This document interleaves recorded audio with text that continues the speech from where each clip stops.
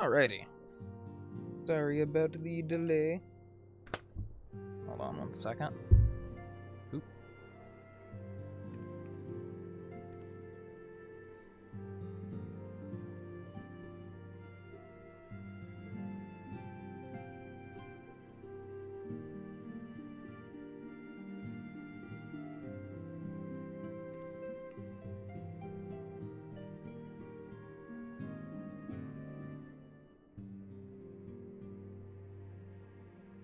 Alright, sorry about that. Had to go grab something real quick. I should probably turn on the, There we go.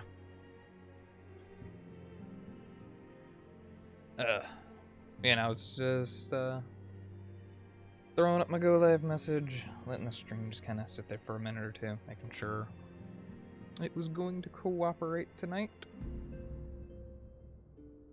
Unlike my desk, it's not cooperating with me at all.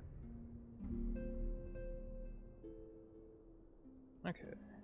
We good? I think we're good.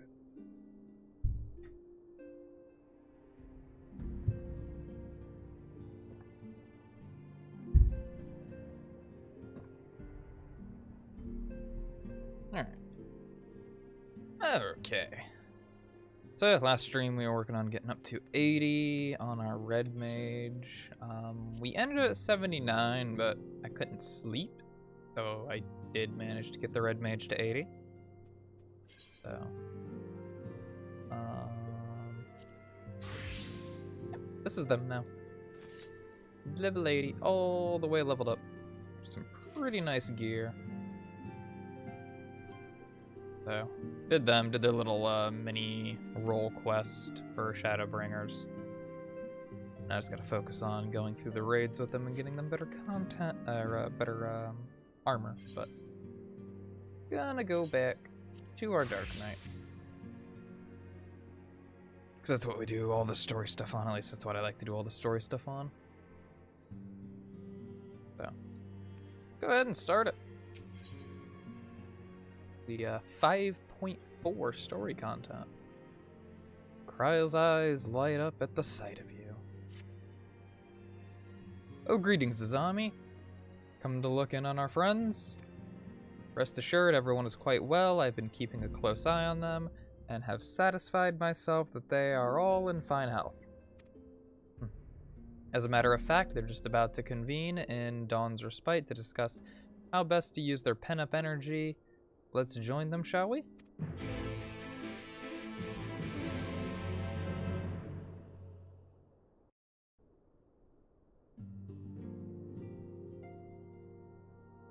Well, my friends, now that we have all settled back into our bodies, it is time we resumed our duties in earnest.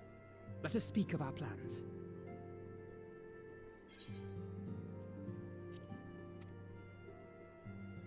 Ever since the Emperor's death, it's been one unsettling rumor after another. I've a mind to pay a visit to Garlemald to ascertain the truth of the matter. A prudent endeavor. 'Tis of the essence that we establish the full extent of the threat, not least if it should prove that Xenos doth indeed orchestrate events from the shadows. In light of which possibility, I shall accompany thee on thy mission. Be assured that thou shalt find me more a help than a hindrance. Thou requirest another to imbue thine ammunition, dost thou not?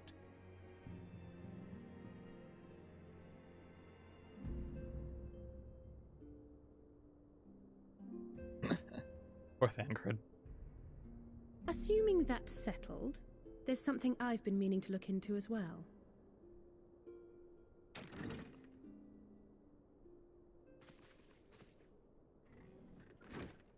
Welcome back, everyone! Lise! Hey, I haven't seen Lisa in a while.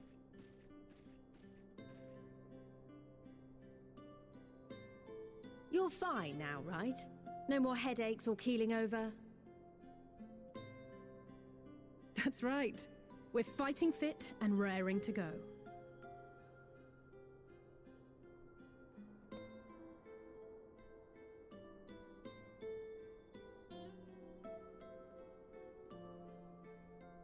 The famous Lys Hext, former scion and hero of the Ala Mhigo resistance.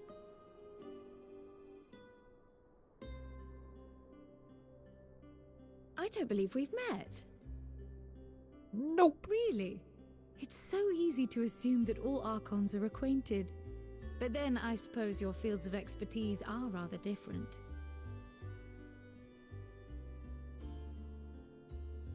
Grahatir at your service. I have read much and more about your exploits, Commander. It is a pleasure to finally make your acquaintance. Likewise. The others told me all about you. Do not be so sure. Words scarcely do justice to the vital role he played in our victory in the First. A more dependable comrade one would be hard-pressed to find.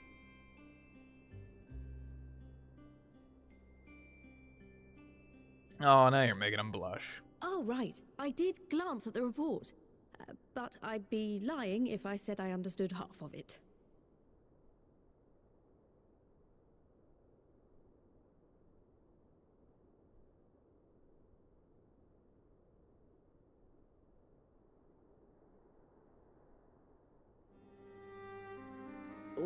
Well, that's a lot to take in. Just to be clear, this means we're not heading for another calamity, does it? Shorn of their unsundered master's leadership, what Ascians remain shall struggle to see their plans to fruition. And though I would ever advise caution, I believe we may rest easy for a time. I'll take that as a yes.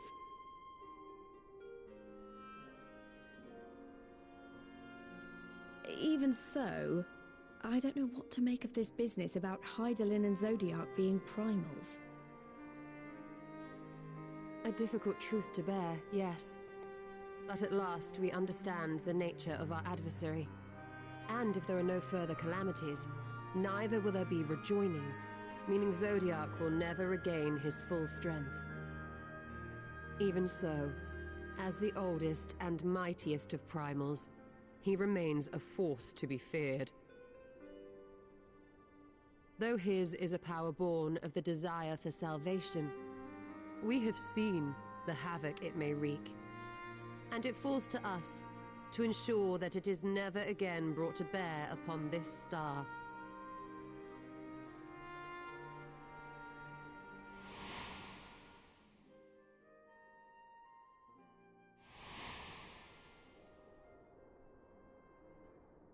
But tell us, Lys, to what do we owe the pleasure of your visit?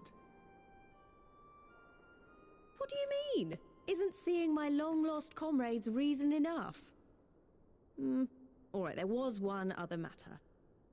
I have a message from the Alliance, and before you ask, yes, it's about the Empire. So, after Emperor Varys' assassination, it seems his cousin Nerva made a bid for the throne. The trouble is, he wasn't the only one with designs on it, and it didn't take long for a civil war to break out. And it's not just in the provinces. Early reports say huge swathes of the Imperial capital have been reduced to rubble. The Alliance will soon convene in Ala Mhigo to decide on a course of action, and we were hoping you'd come along. Well, as it happens, Urianger and I were just this moment planning a little trip to Garlemald, and we should be grateful for any advice the Alliance can provide on how best to make the most of our visit.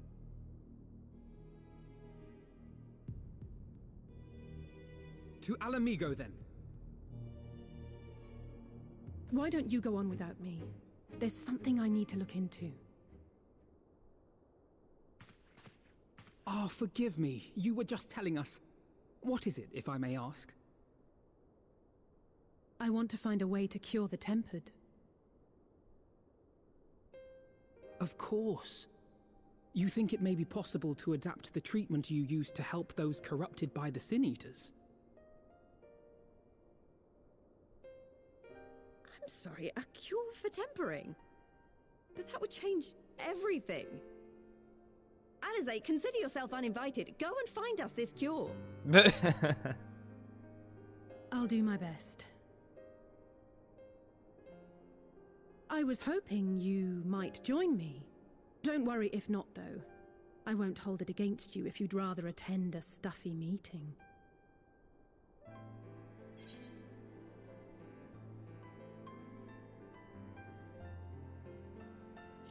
What meeting? Lead on.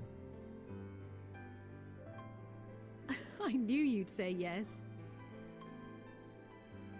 I'll come too. If you don't mind, that is. Not at all.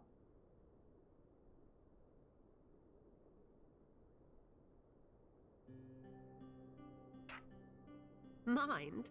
I'm sure they would be glad of your company.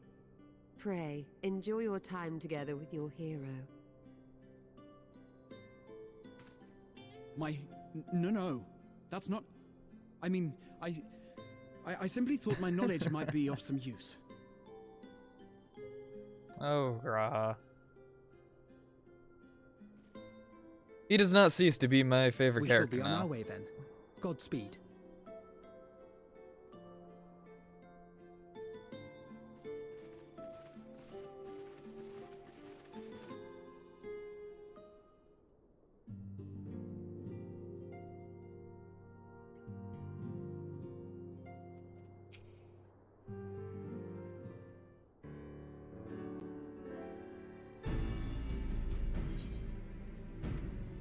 Oh no! I didn't see that. Misclicked. Similar to those corrupted by the Sin Eaters, the aether of Gabu's soul has been rendered stagnant. And though the root cause is different, perhaps the solution is the same. It is by no means unreasonable hypothesis, I would say, and it warrants full investigation. If there's even a chance we can save Gabu, we have to try, but however much I'd like to race over to Limsa and set to work, there's no room for recklessness, not when a child's life is at stake. As I'm sure Beklug would remind us, we still know little and less about the soul. Any number of things could go wrong if we don't exercise due caution. And so before attempting anything, we should learn all we possibly can about tempering. There's just one problem. Research into the condition has long since ground to a halt, and the combined work of the many scholars involved doesn't exactly amount to a wealth of knowledge. Not of the modern scholars, perhaps, but what of their ancient counterparts? I know the Alligans took a more than passing interest in the subject. And if what we seek is to be found anywhere, it would surely be at the Aetherochemical Research Facility.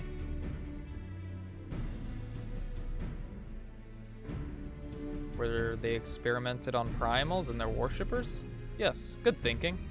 I've never actually been there myself, but I did read reports on the Azizla, which means we'll be needing an airship. Ha ha ha, an airship you say? Meet me at the northern bank of Lake Silvertear. I've got a little surprise for you. Oh, and come prepared to travel.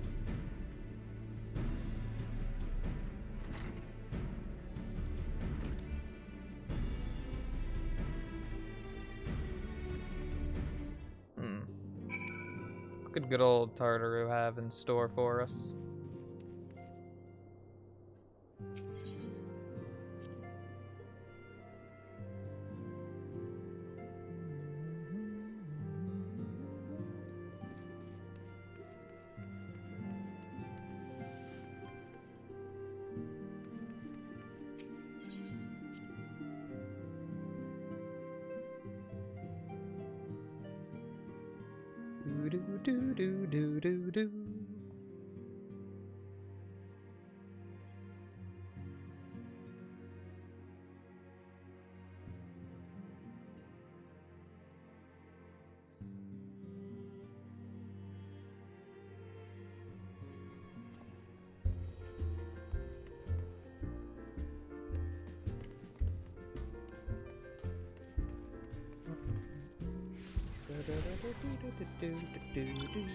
Do. Yeah, we can fly.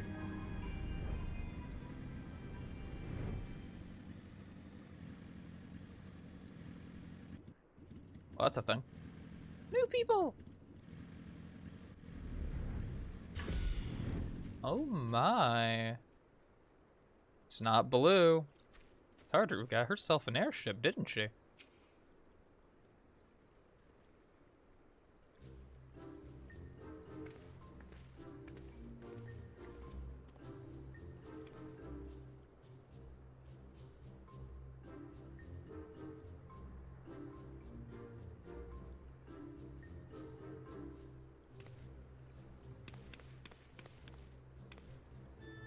I give you the Bonanza, the Scion's very own airship.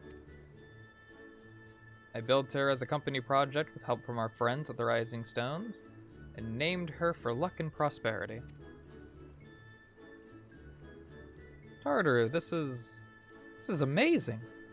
We'll finally be able to fly just about anywhere we want.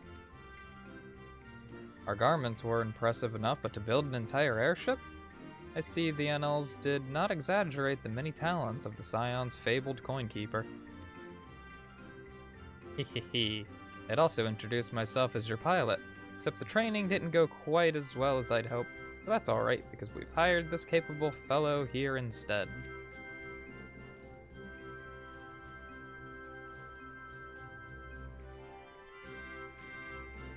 The Bonanza is equipped with a full complement of mana cutters. By the way, feel free to use them to get around Ozisla. But enough talk, it's time to fly, all aboard!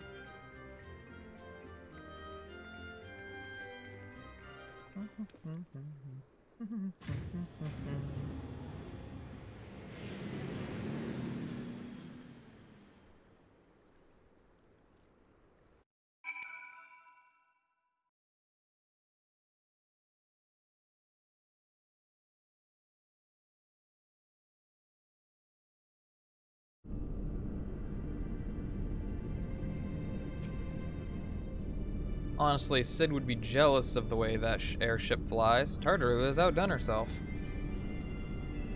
Anyway, here we are on Ozisla, and Alphina's report did not do the scale of this place justice. I can only imagine. Ba, ba, ba.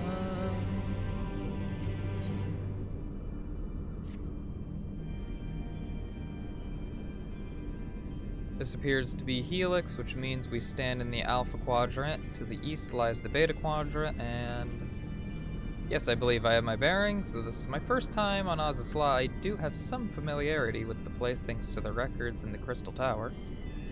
Unless I am mistaken, this path leads to an aetheryte, beyond which there will be an information terminal. I suggest we begin our search there. Aye aye.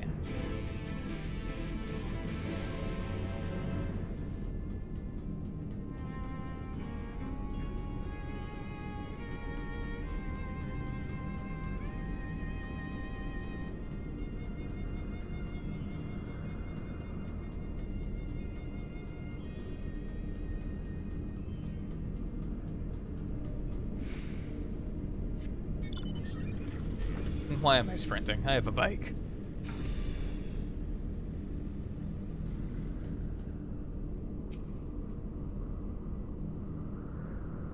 And here's the terminal, a moment while I search the archives for references to tempering.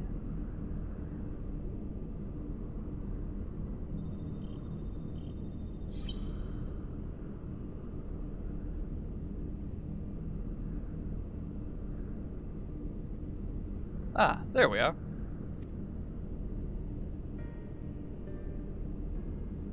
Iconic corruption and overview. That sounds promising. Indeed, let us see what this report has to say.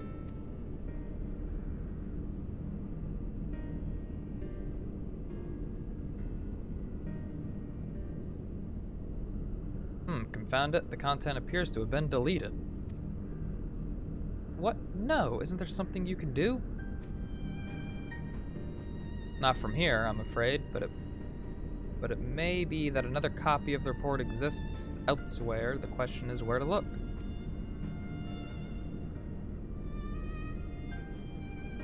It says here the report was written by someone named Owen. It is likely that he kept a copy.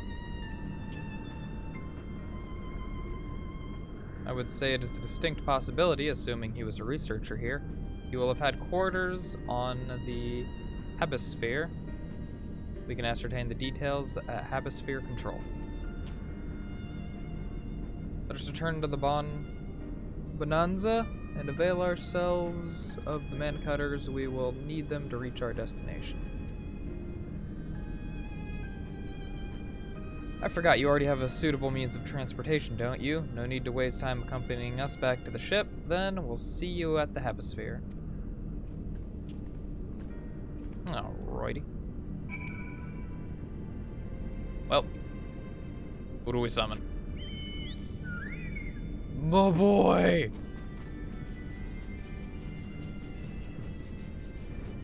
Big chocobo hours.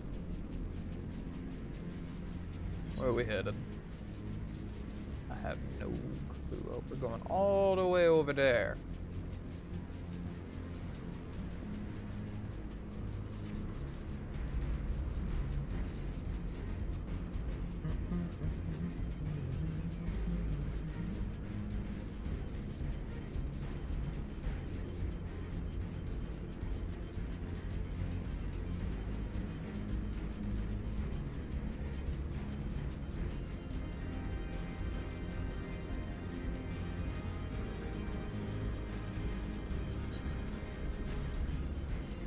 Fly, my chocobo, fly!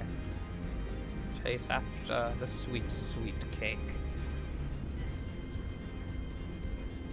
Nom nom nom nom nom.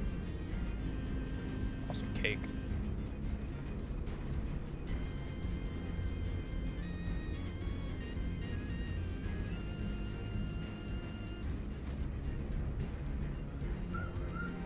Mwahaha.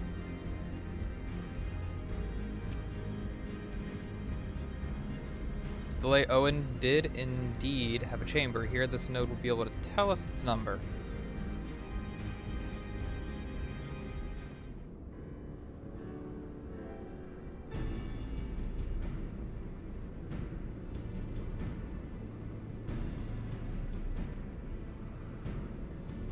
There, from what I can recall of the layout, it should be somewhere in the vicinity of, Warning, an evacuation order is presently in effect. Entry to the Hemisphere is not permitted at this time. Foiled again. In all likelihood, the order would have been imposed during the 4th Umbral Calamity, and I doubt it will be lifted in the near future. Bzz. Energy level critical, returning to base for recharging.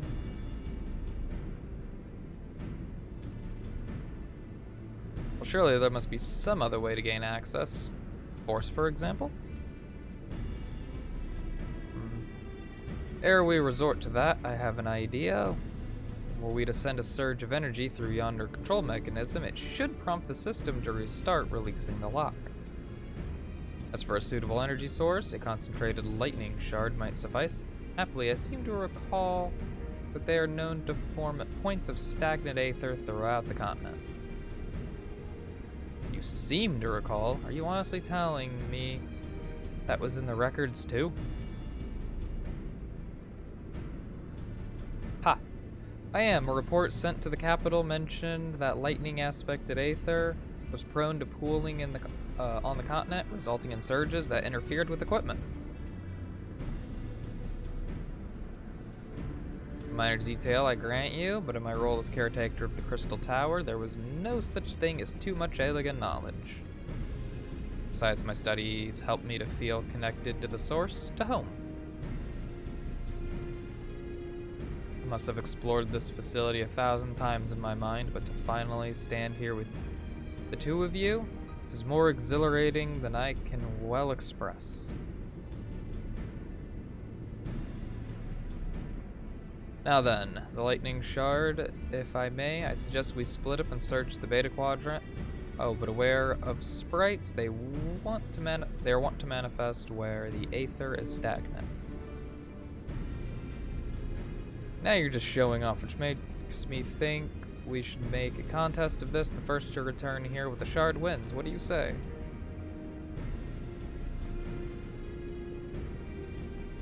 Very well, it would be my honor to come third.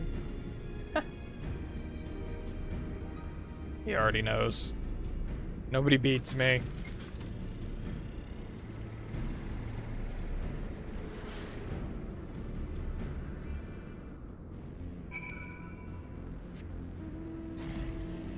I'll shoot.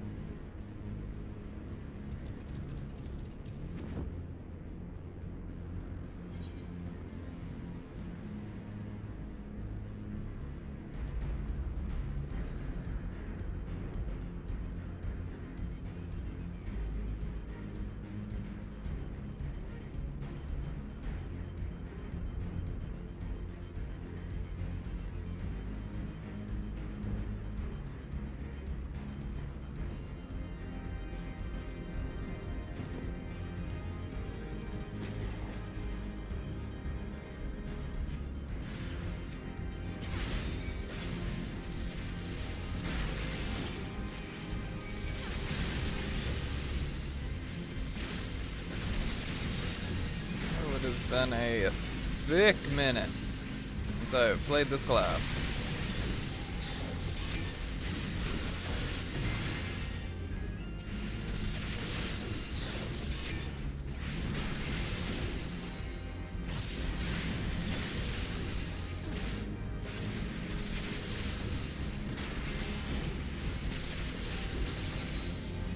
Oh, never mind, it is up. I'm done.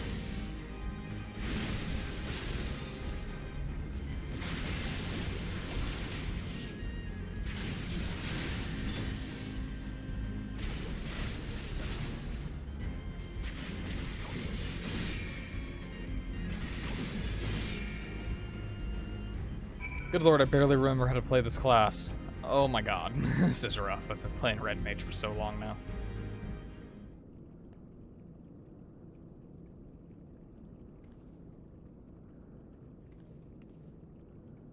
Bravo, that was quite a show, adventurer. Why, the spectacle proved so enthralling that all thoughts of the prize slipped my mind.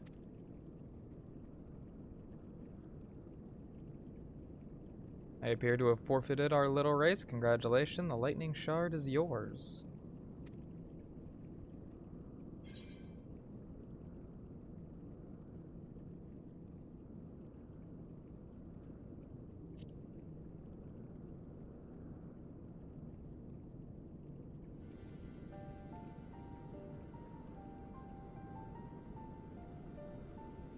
You remember that? My defense, I was caught up in the moment. It isn't every day you meet your honest-to-God's hero, after all. Well, the contest continues, so you'd better hurry back. Ah, but one last thing.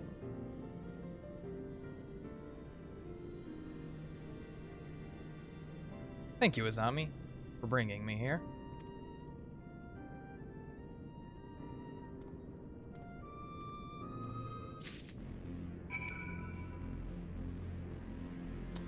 Okay, now honestly, let's just read upon my class real quick. Okay, if I use that, that'll trigger that little symbol right there. If I'm correct, that is the dark arts.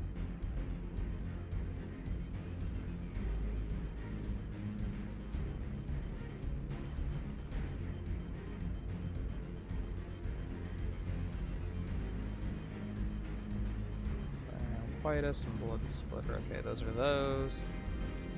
That reduces stuff. That applies my tank stance. This is my damage reductions.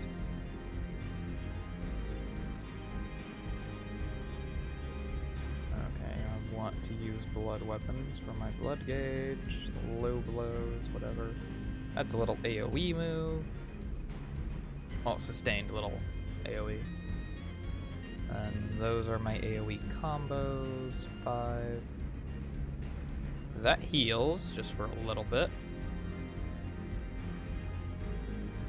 That summons my clone. That's my gap closer. Alright, that provokes things. That's my ranged.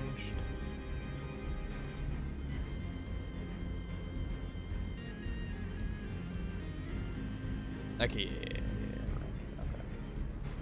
Okay. Alright, I think I got it all figured out a little bit. Come on, Behemoth. There's the way out.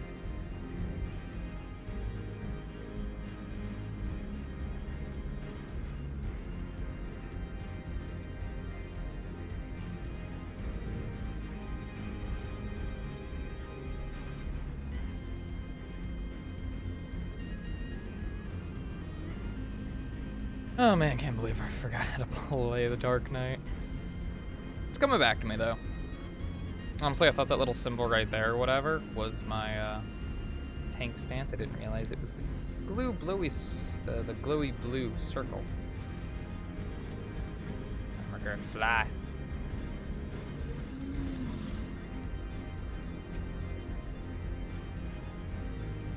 It appears Alice had no luck, so victory is yours. Congratulations. Now then, may I have the shard?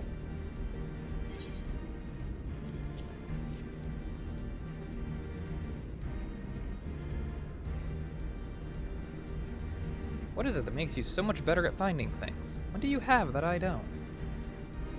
A mini-map. That is a question I too have asked myself on numerous occasions. I suspect we could both learn a great deal from a zombie, not only about the secrets of adventuring, but come, we should attend to our mission. Yes, we should.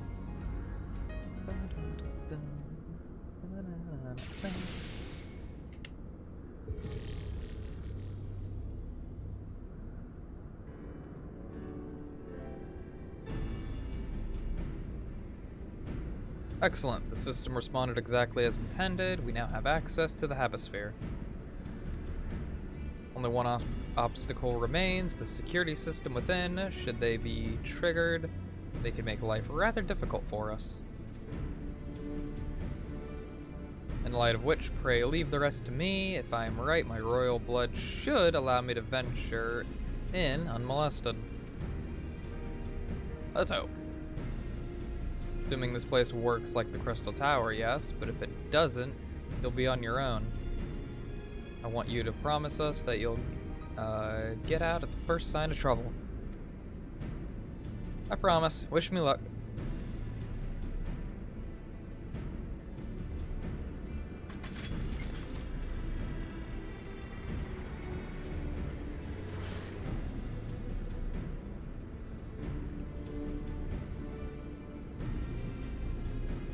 Well, nothing for it but to sit tight.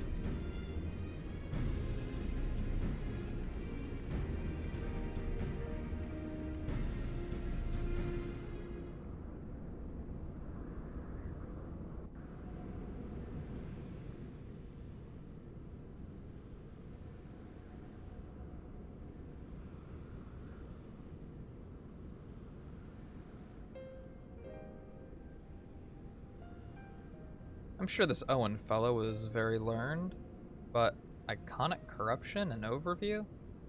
Sounds like a stadium thesis. We all had to write one. Lest you wonder, mine was about the combat application of Aether. I'm nothing if not practical.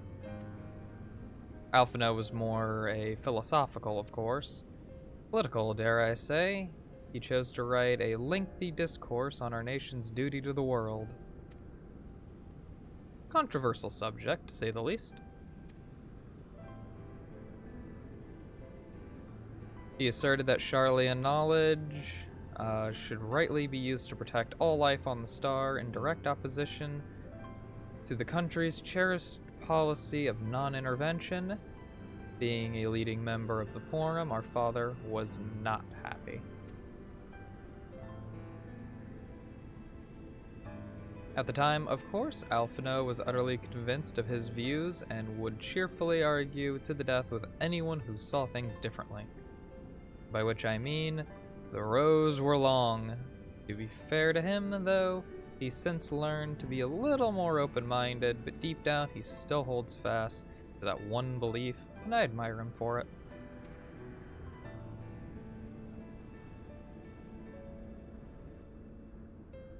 I'd have liked to meet the young Alphino for what it's worth. My thesis concerned the Allegan civilization as depicted in folklore. Oh, you're back. I didn't know you attended the stadium. I didn't. A thesis was required to earn my Archon's mark. My peers at the Students of Balducian convinced me to write one with the promise of unfettered access to forbidden tomes. Though I considered it no more than a means to an end at the time, I will admit it was gratifying to have my efforts acknowledged. Good gods, an Archon's thesis. I shudder to imagine the work involved, but enough about that. Is this true? Is this the fruit of your foray? Yes. Owen's archive node. It was waiting for me in his chamber. If a copy of his report still survives, it would be stored on this device. Shall we find out?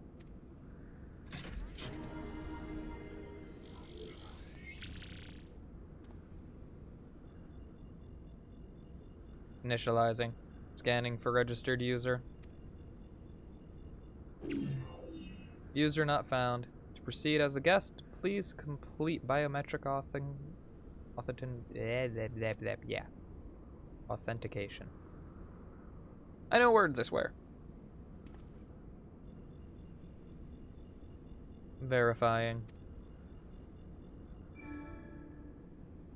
Authentication complete. Guest identified as member of the royal family. I am at your most humble service, Your Highness. It never ceases to amuse me. 'Tis but a pity the effect will not last forever. Doga and Une said as much when they granted me this gift, but until such time as it fades, I shall use it gratefully. Search archive for iconic corruption. Searching, one item found, iconic corruption and overview. The report is locked by the author. Please state password. I'll go on then, Your Highness. Tell the nice node the password.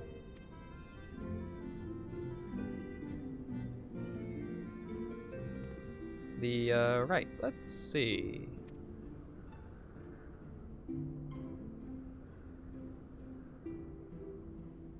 Glory be to Alig.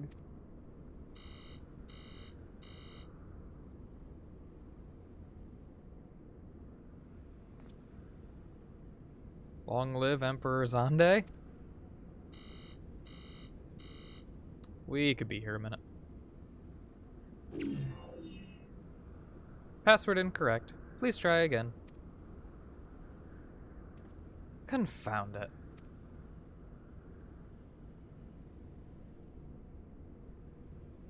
Come now, passwords are invariably short and simple, for instance.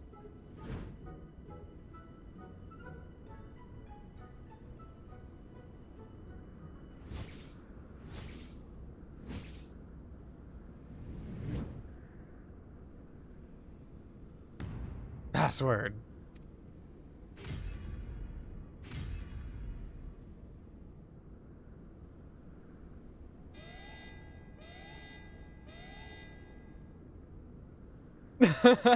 The notion that the password could be something so insane would be laughable were it not dangerously stupid. Furthermore, your conduct in the presence of His Highness is grossly inappropriate. Know your place, handmaiden.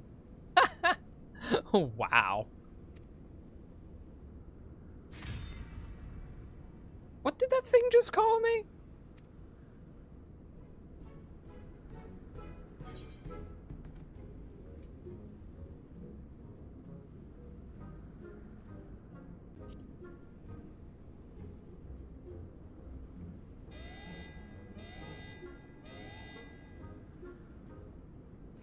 Password incorrect again. Be warned that any further inappropriate behavior in the presence of His Highness will not be tolerated.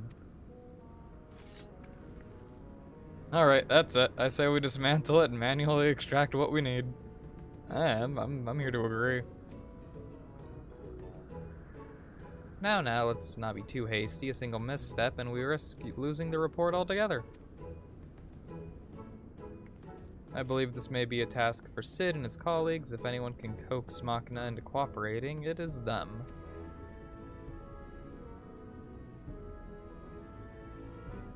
You're the Highness. Couldn't you just tell it to give it to you without a password? Come, let us bear the node back to the Rising Stones.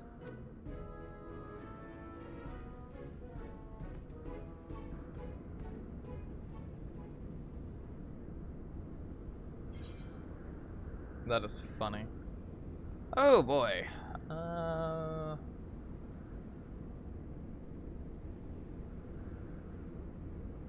mean, these meals aren't gonna give me much, but you know, that's only 1,000 gold.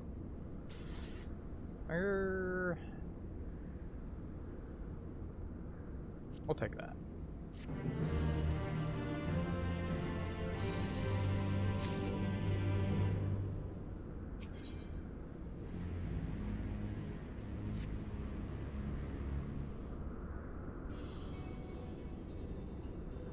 I should probably mention that I have yet to meet Sid since waking up.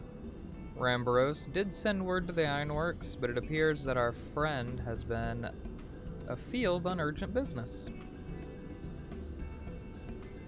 Nevertheless, I assure you my proposal to seek his help is no pretext. However much I might look forward to seeing him again, him and everyone. But come, let us be on our way.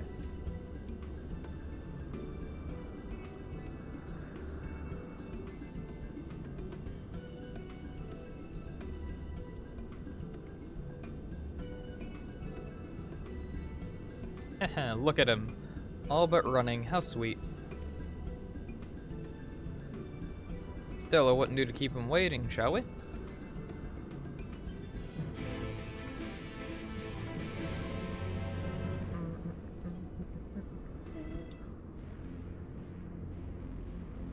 Alright.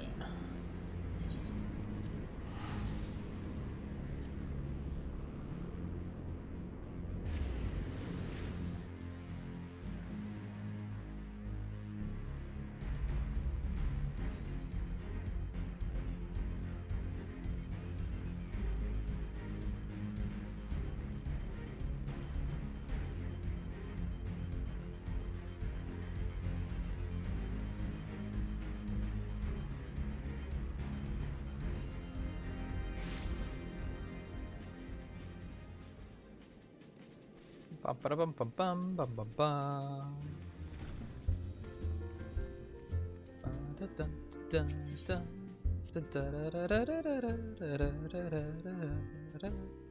Music in this game is so catchy.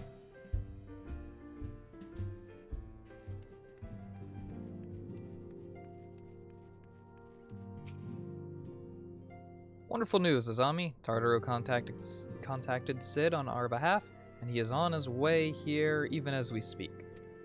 While we wait, I should very much like to hear what transpired at the Alliance Council. Would you be so kind, Cryo?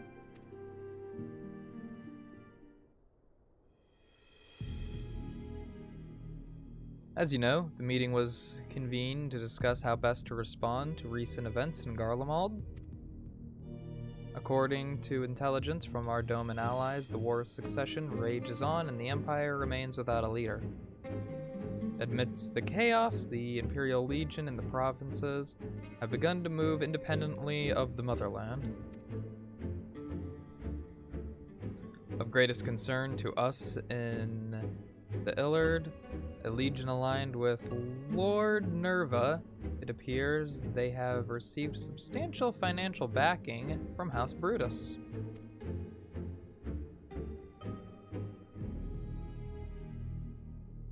Brutus? Aren't they the ones who took in Yotsuyu and Asai? This bodes well. Xenos' movements, meanwhile, remain shrouded in mystery. We're hoping that Thancred and Urianger will be able to shed some light on his activities when they return. Until such time as they do, the Allied leaders feel it would be unwise to interfere in the conflict, and so, thanks to part in the Imperial withdrawal from Gimlet, they have decided to turn their attention to the primal problem once more. Working with friendly factions among the best beast tribes, they hope to reopen dialogue and explore new avenues for peace. Given the timing, I suspect they wish to put their respective houses in order ahead of a decisive clash with the Empire. Whatever their intent, this is not a problem easily solved. The Lominsans? Gonna have to forgive me, it's been a while since I've had to pronounce these words, I swear. In particular, struggle in their efforts, and Alphino and Y'shtola have been called upon to aid them. So as long as we're dealing with the Tempered, I'm afraid no amount of dialogue will avail us. But if we can develop a treatment for tempering, then anything is possible. Which is why we must succeed.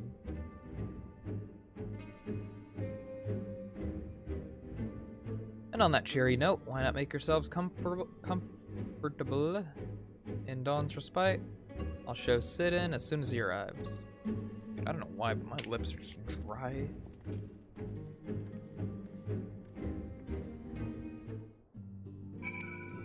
I'm drinking all the water I can. It's not helping.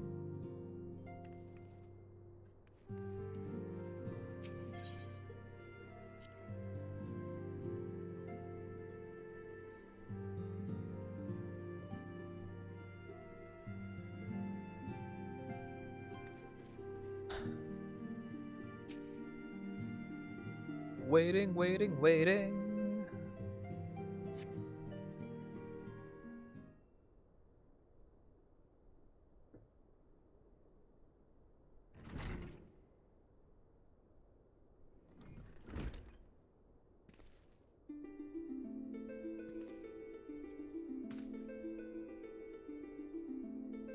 Sid!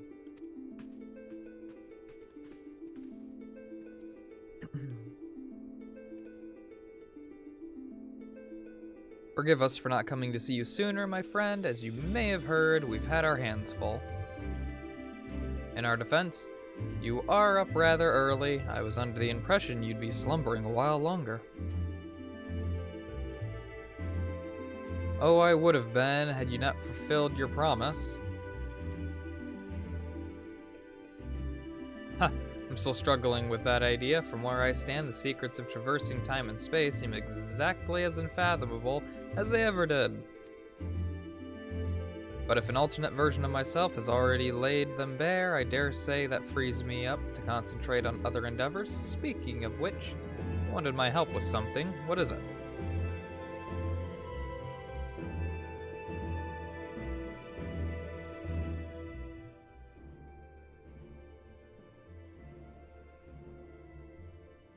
Well, a treatment for tempering. And for the next step, you need to find the password to this Allagan's report. Just so, with nary a clue to guide us, we could be here forever and still not guess correctly. And thus, we turn to you. Well, I'd love to say that we could help you, so I will. Once suitably configured, a Magitech's terminal should make short work of identifying the password. I knew I could rely on you. Now anticipating that it might be of use, I took the liberty of borrowing a tombstone from Rambros. It contains an Allagan dictionary.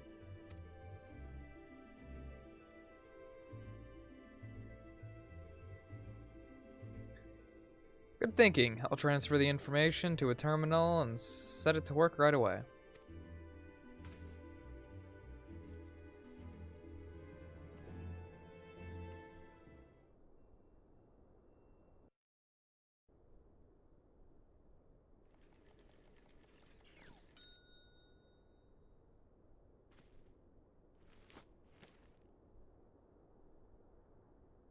Ah, looks like it's finished. Let's see. Freedom. The password is freedom. Ah, short and simple, just as I said. Would you care to do the honors, Your Highness? I would, milady.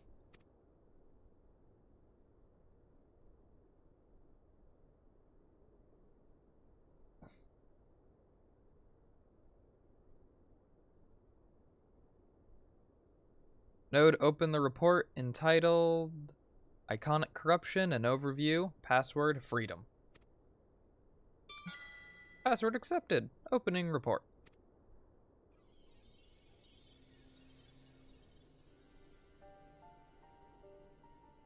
The report seeks to provide an overview of the mechanism by which icons corrupt and bind men to their will.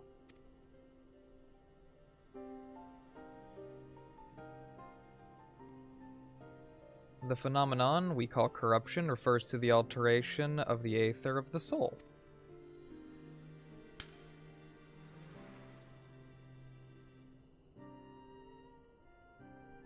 Said aether ordinarily exists in equilibrium, no one element being more prominent than another.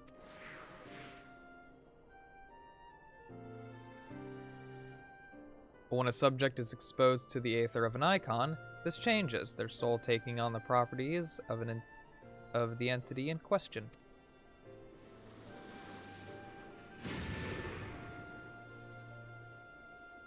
By way of example, exposure to the aether of the fiend Sephiroth would cause the subject's aether to become aligned with the element of earth.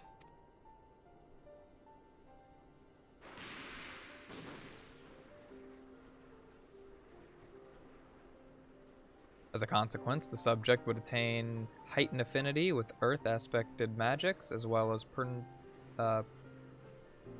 preternatural levels of endurance. Repeated exposure would further enhance these traits, ultimately altering the subject's very flesh.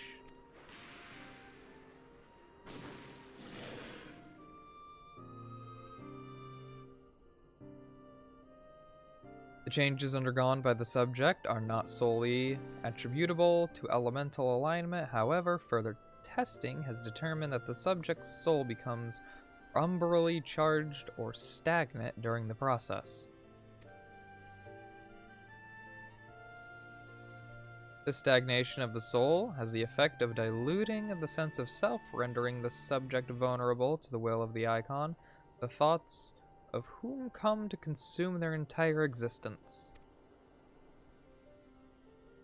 In this manner do the corrupted become worshippers of the icon, their prayers serving to further empower the entity. Having discerned the mechanism of iconic corruption, my colleagues and I set out to develop a material capable of shielding one from its effects, an endeavor in which we were successful, albeit at great cost. In the course of testing, many of my assistants, good men and women all, fell victim to corruption, and in accordance with protocol, they were summarily put to death. I subsequently submitted a proposal to investigate potential cures for corruption, but it was rejected, deemed non-essential by Lord Amon. Though I knew it would be fruitless, I protested the decision, and for my impertinence have been stripped of rank and title, and will shortly be expelled from this facility. In all likelihood, this report will be expunged from the archives. Nonetheless, I recorded and hope that one day someone will undertake to do that which I could not and find a cure for the victims of iconic corruption. End recording. Well, we got a little bit of insight on it. So not even the Alligans were able to find a cure, rather were not given the chance to do so. One cannot help but wonder what motivated Lord Amon's decision. More importantly, this confirms that stagnation of the soul is indeed the problem, and Angelo can remedy that. true, yet were we simply to reanimate a tempered soul, I fear it would do naught to diminish the individual's fanatical faith. Indeed, it may very well intensify it. No, we would somehow need to suppress the primal's hold over the subject at the same time, or risk them ever remaining its thrall.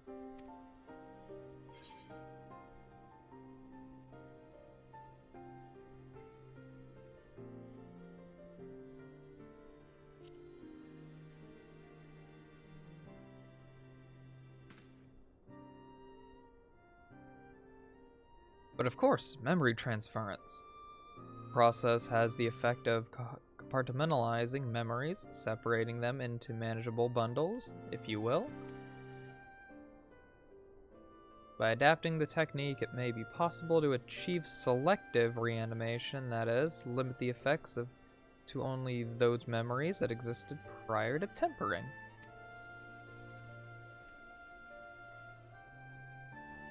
Through thus restoring the sense of self, we could theoretically drown out the incitement of false faith which had come to dominate the individual's thoughts.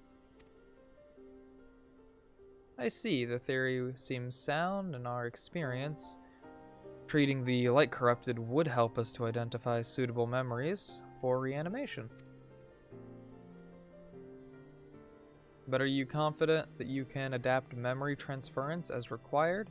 I seem to recall your attempts to do so while trying to bring us home culminated in literal bloodletting. They did, you are right. Despite my best efforts, I could not recreate the mechanism, and I concede that the rather clumsy compromise I reached would not provide the basis for a cure. Then perhaps it is better that we consider another approach. Your doubts are understandable, but this time I believe we have reason to be confident. You see, nodes such as this were built with the ability to stimulate magics, which leads me to believe that it may be capable of performing simulations of the transference technique. If so, we would be able to conduct years' worth of tests within the space of a few days. In theory, it would be no different from how we identified the password. But it'll take more calculating power, a lot more. I honestly couldn't say whether our equipment would be up to the task.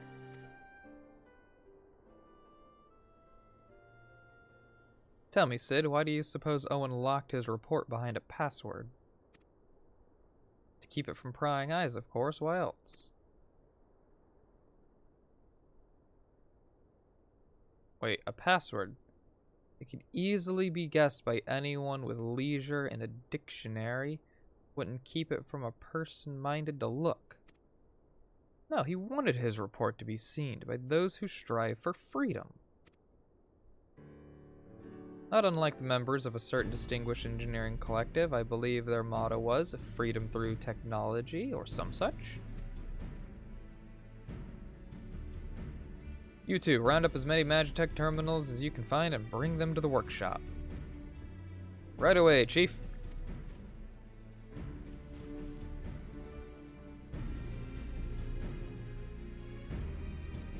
Things are about to get very busy. Luckily, we have you to help, eh? Oh, shoot. We're gonna find a cure.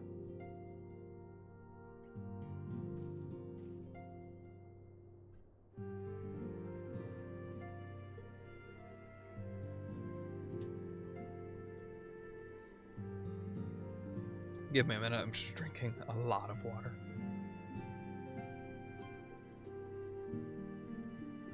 Then again, it could be the flavored water that is the reason to my partially dry-like mouth. I don't know. Or it could just be all this dialogue.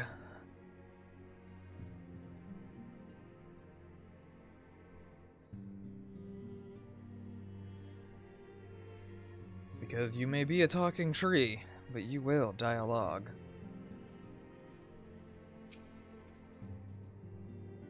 Right, well, Gratia and I configure the terminals. I want the rest of you to procure supplies. Namely, ceruleum to fuel the terminals, and ice shards to keep them cool. The more we have of both, the better. Leave the ice shards to me. I'll round up some adventurers and go on a gathering spree.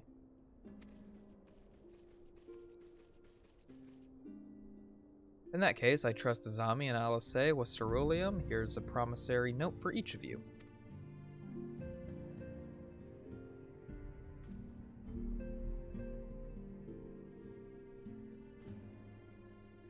Take them to the Sky Steel manufactory in Ishgard and the ceruleum processing plant in Thanalan. The people there will give you what you need. Yours is a well-known face in the Holy See, I believe. If that's all the same to you, I'll head to Thanalan. Sounds good to me. Let's go. Can I teleport out of here?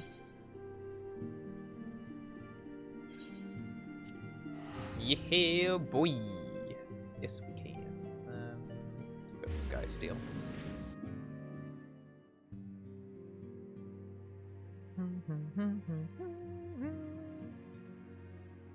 Sucks after not playing a class for so long still that I've almost forgotten the basics.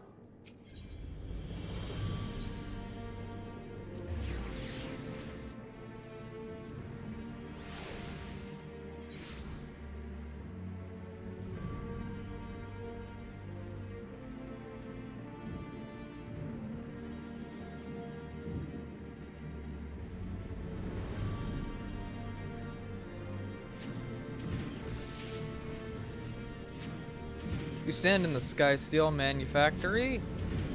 What is it you require?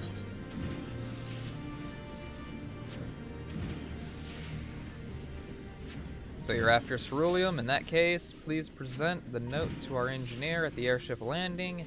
He shall be glad to assist you. Alrighty. Yeah, the place is kind of loud, but understandable. Yeah, I can't sprint, but I need to sprint. I don't know which one of these it would be.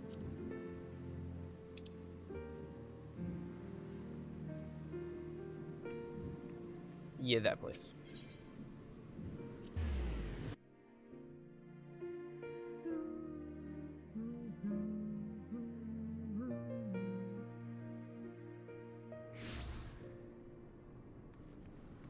Alrighty.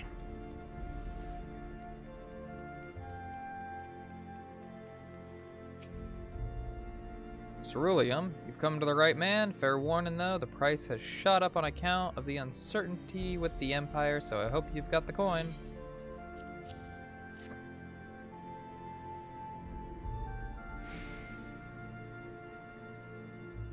Well now, a promissory note from the Ironworks. Don't see many of these. Not that it's a problem, it's as good as gold to me.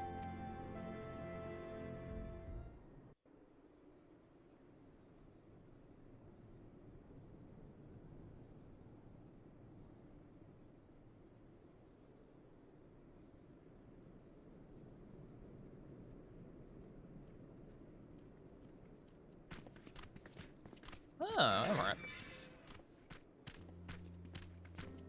My friend! After the disappointment of not seeing you in Ala Mhigo, what good fortune to chance upon you here of all places. As you may have heard, the Allied nations are making a renewed effort to address the primal problem. To that end, have I invited the chieftain of the Vanu to Ishgard, that we might together plot a course. What's up, big dude? Since the war with the Empire appears to be nearing its conclusion, I would also like to call upon Estinian's lance. Alas, he is, as ever, a difficult man to find. I am informed he recently paid a visit to the Rising Stones. Should he happen to do so again, be sure to pass on my regards, won't you? But tell me, What business brings you to our fair city this day?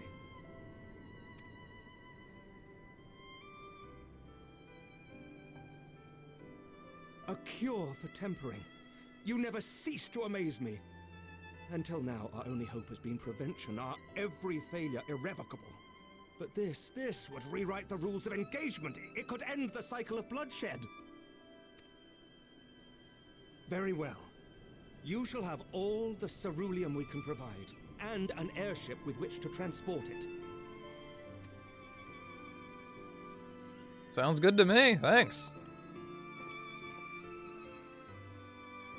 In this matter, you may count on Ishgard's full support.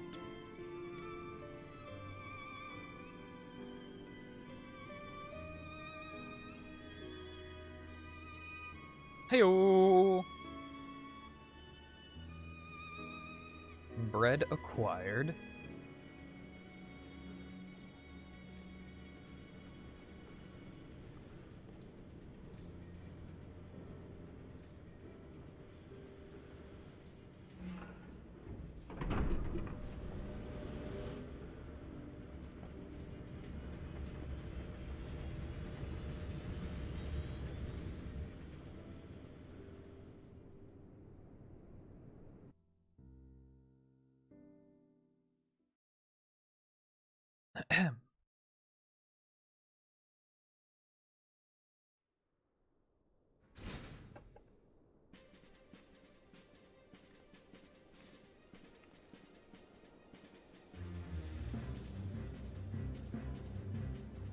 Oh Lord, what do we got here?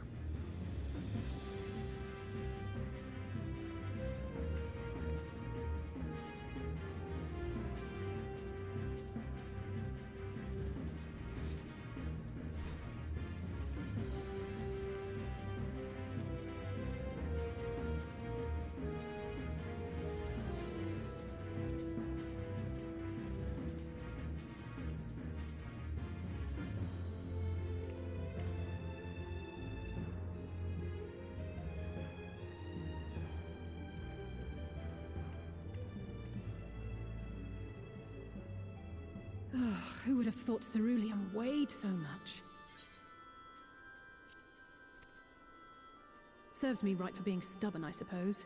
I should have just done what you did and accepted help.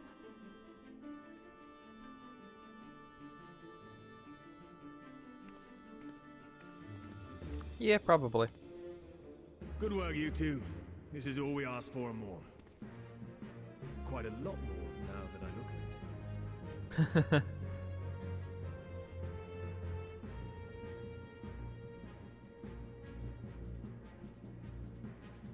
Lord Emmerich, eh? And entirely by chance. Ha! Some people have all the luck. Did they change Sid's voice actor? We have also succeeded in configuring the terminals, thanks in no small part to our able assistant.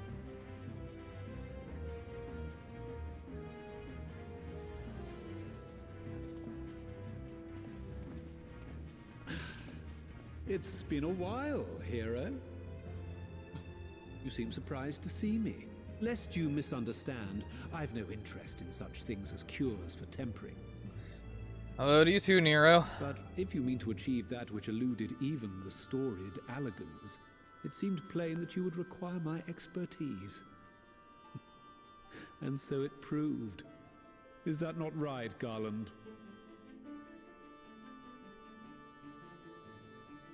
Ask Jessie.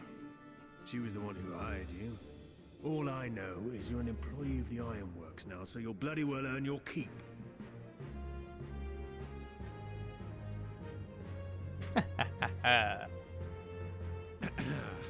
That wasn't the only reason I agreed to cooperate.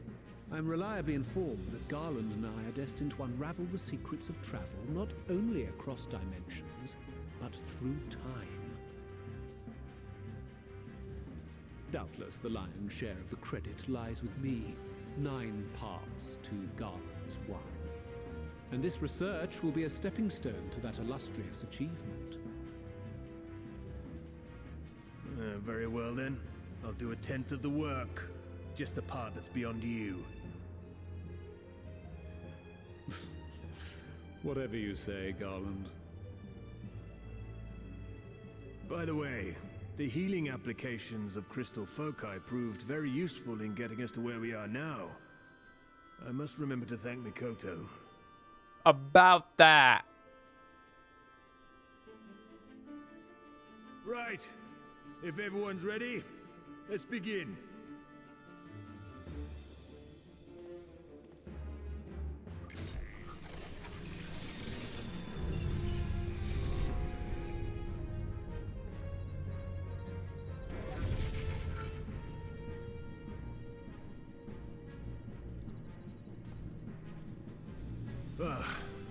All appears to be in order.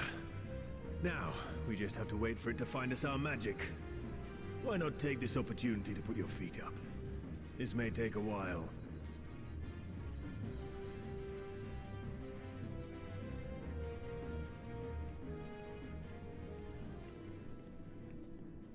Well, don't mind if I do.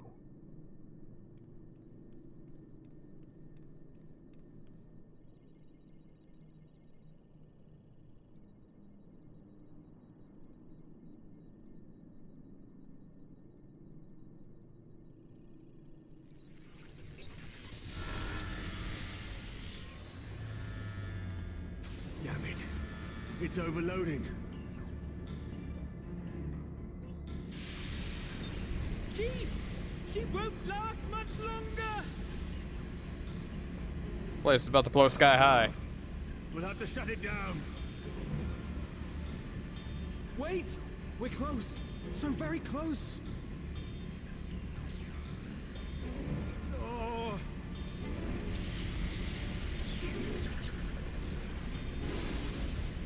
Well, this is going swimmingly. Please, a moment longer. I beg you. There.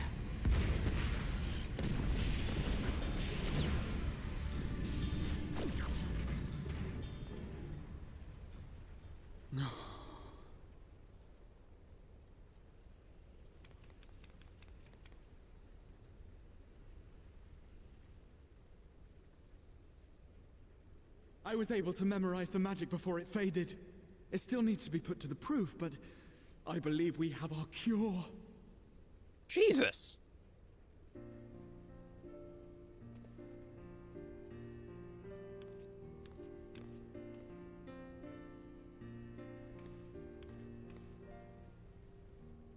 It's just as well.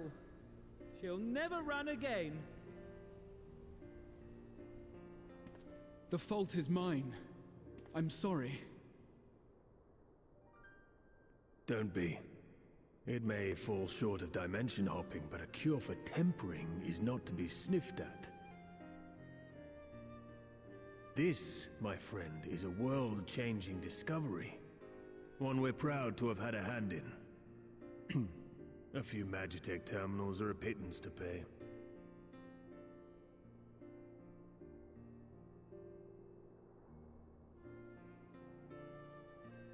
Thank you. All's well that ends well.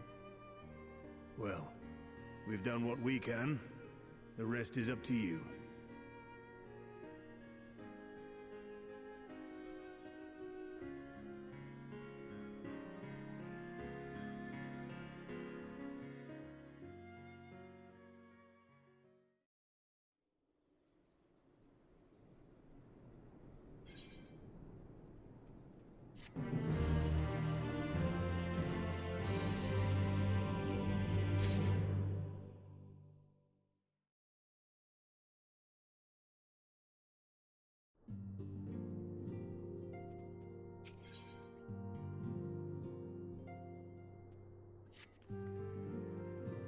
At long last, we have our cure. In theory, at any rate, we cannot be certain until such a time as we put it to the proof, but I am quietly confident. Well, if we're to test that on someone, then I suggest Gabu. His symptoms are relatively mild.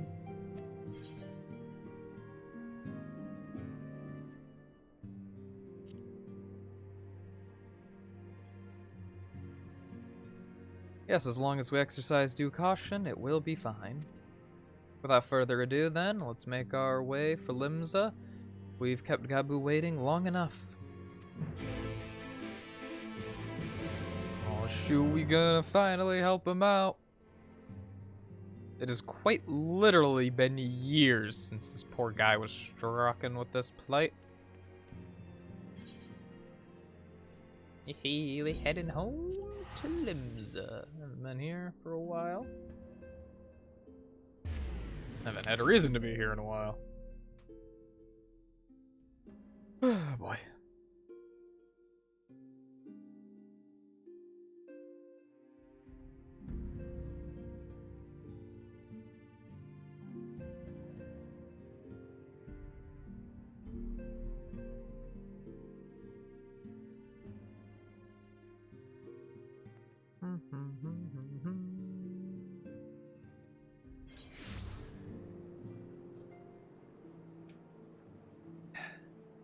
All right.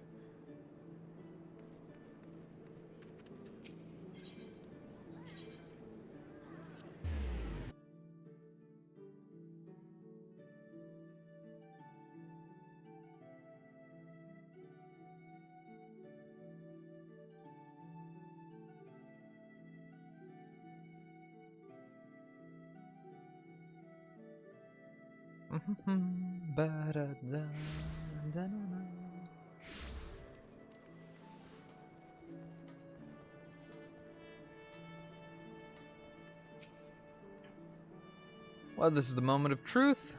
We'll have our hosts bring Gabu to us at once.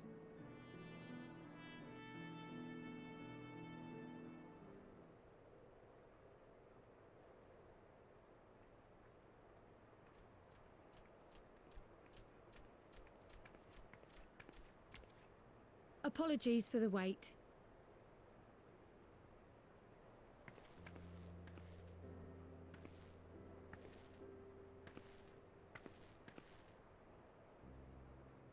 Gabu, have you been good?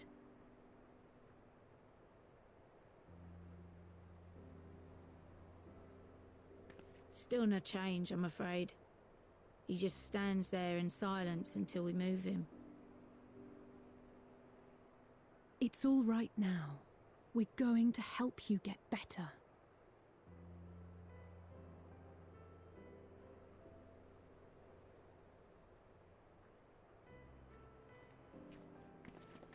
Fancy meeting you here. Alphino Y'shtola! I thought you were attending to primal matters. We were, and came here for a meeting on the subject. Certain pirate factions did not deign to attend, however, and it was cancelled. We had resigned ourselves to having wasted a journey when we chanced to espy you. Could it be that there has been progress with the treatment? Maybe.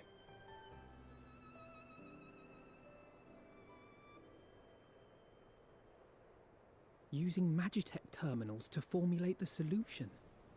I would never have contemplated such an approach. So this new magic, adapted from memory transference, would be used to purge the subject of their fanatical faith, while Angelo would be responsible for reanimating the ether of their soul.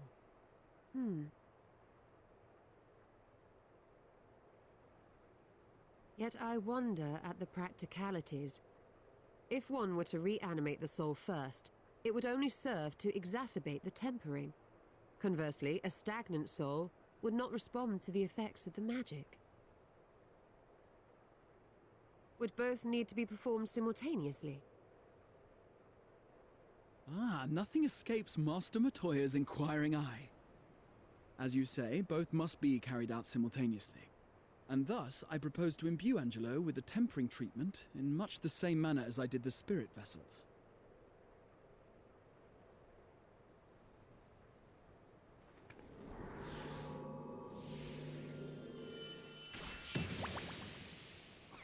Hey, it's Angelo. By doing so, we also spare Graha the trouble of casting spell after spell. It's really rather efficient. Be that as it may, certain difficulties are unavoidable. The imbuing process will still require no small amount of ether. And, as I can no longer draw upon the Crystal Tower's stores of energy, I will be compelled to rely on those of others. Well, I, for one, would be glad to assist. As would I. Since the resumption of our duties, it has been naught but stuffy meetings, and I have ample ether to spare. Excellent. With your permission, then, let us begin.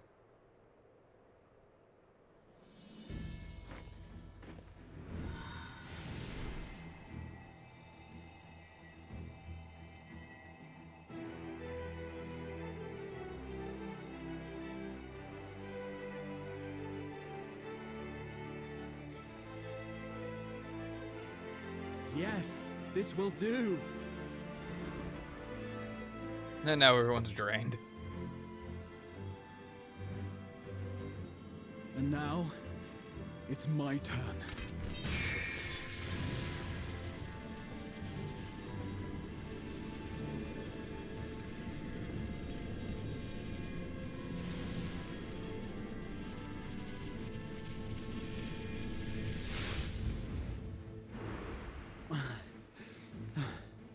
Tis done.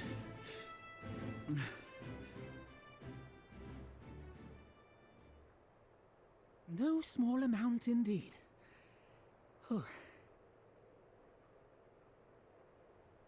You'll be okay, Alpha. Well, we seek to go where even the Allagans did not. It was never like to be easy. The rest is up to you, Alize. The treatment itself will take time and focus, so we will need a quiet room. I'm sure our hosts can spare one.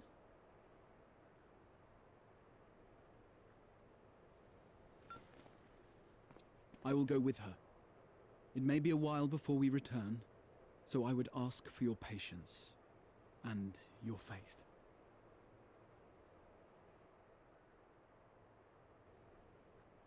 We'll bring Gabu back. You see if we don't.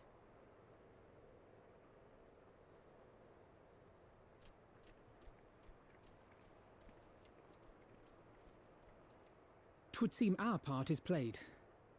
Let us find a place to recuperate while we wait for news.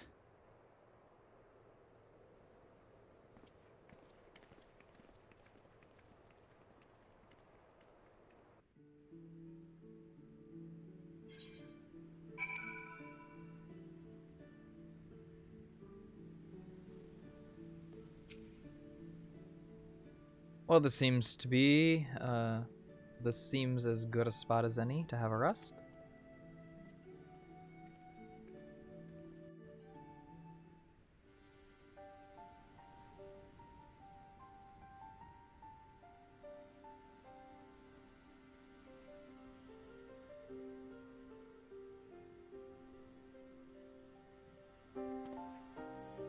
For years, Eorzea has labored to find a solution to the primal problem, without success.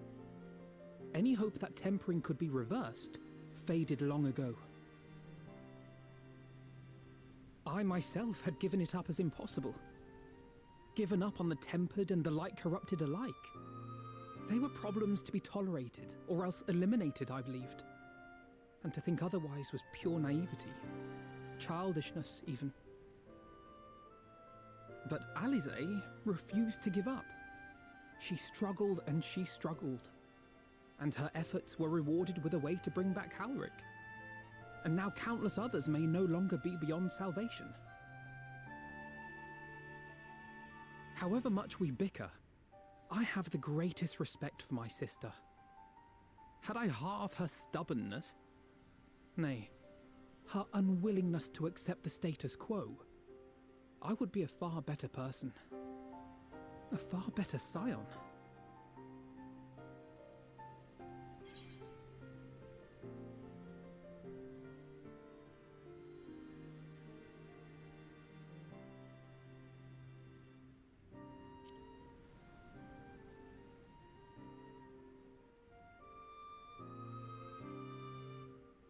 She told you of my graduation thesis. How very embarrassing. Nonetheless, it is comforting and not a little surprising to hear that I'm still capable of impressing my sister. On the rare occasions I'm not annoying her, that is.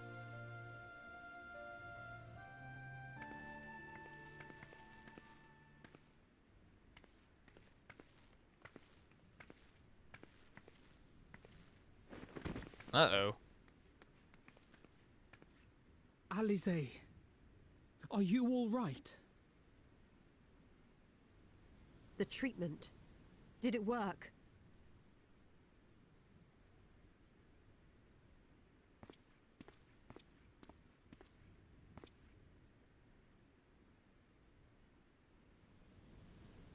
Oh, I'm so glad to see you all. Delighted, happy, glad. Gabu! Gabu!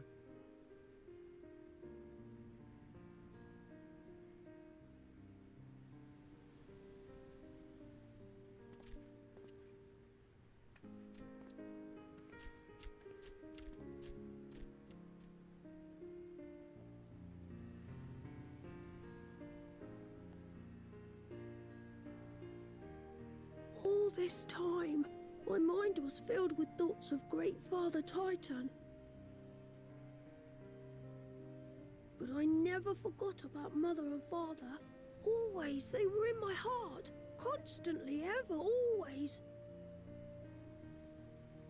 So I tried to focus on their faces. Theirs and yours. Alize's and everyone's. And I found that I could remember. One thing, then another, and another.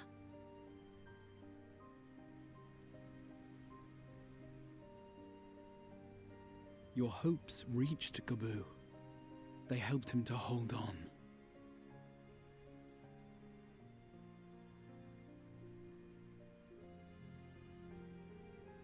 I'm so proud of you, Gabu. I couldn't have done it without you, Alize. Can you help the others too? Cure them, heal them, help them? Yes, we can. All of them.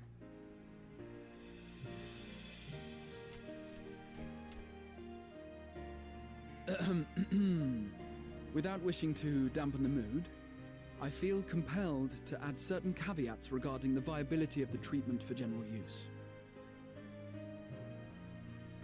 As you know, reversing the effects of tempering demands a profuse amount of ether. And while Alize was able to heal Gabu alone, I fear the same will not be true for those who exhibit more advanced symptoms. Moreover, the treatment's effects are limited to the soul. It offers no succor to those whose very flesh has been altered through prolonged exposure to a primal's influence. All of which is to say that we cannot save everyone. Maybe we can't, or maybe we can. No one gave us a hope of saving Gabu, and yet here we are. We must find a way to treat as many as possible.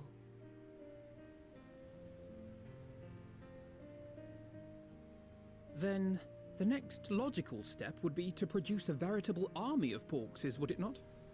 Granted, it seemed a simple enough process in the first, but I suspect it will be different here in the source. Not that I am any authority, of course. Yet there is an authority on familiars to whom we may grudgingly turn. She's stubborn, haughty, eccentric, irascible, laconic, annoying. And her name is Master Matoya, the real one. True that. I have to go now, Gabu. But the people here will look after you, all right? And I promise to come and visit you again soon. All right. Thank you, Alize. Thank you.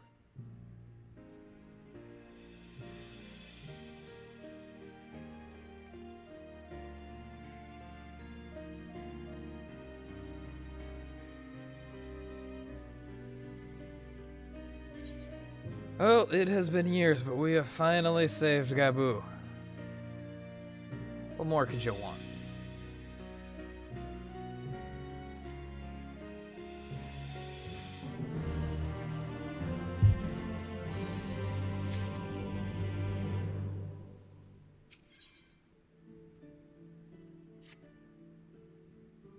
As she will be at pains to remind me, I have not paid Master Matoya a visit since returning from the first, but this seems as good a time as any to come. Let us make for her cave.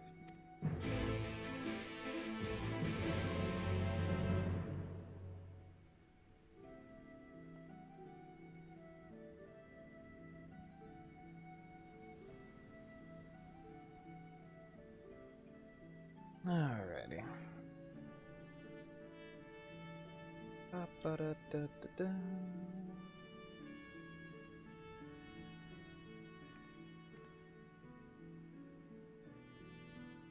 I do have flying here. Oh, thank God. I don't have a place to teleport to, so 4 land and over there.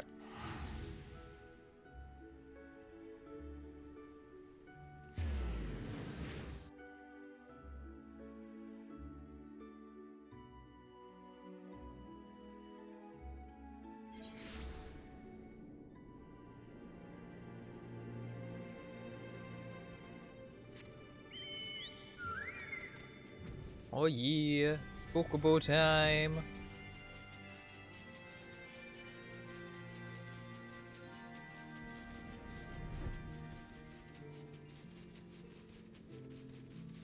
I love how this batch of story quests is literally all in the same area that you would have to do fates to get your relic weapon upgrades for Shadowbringers.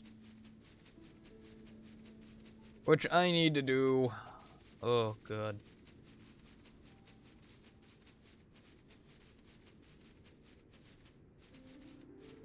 Which I mean, I've got a bunch for like my first one done, so.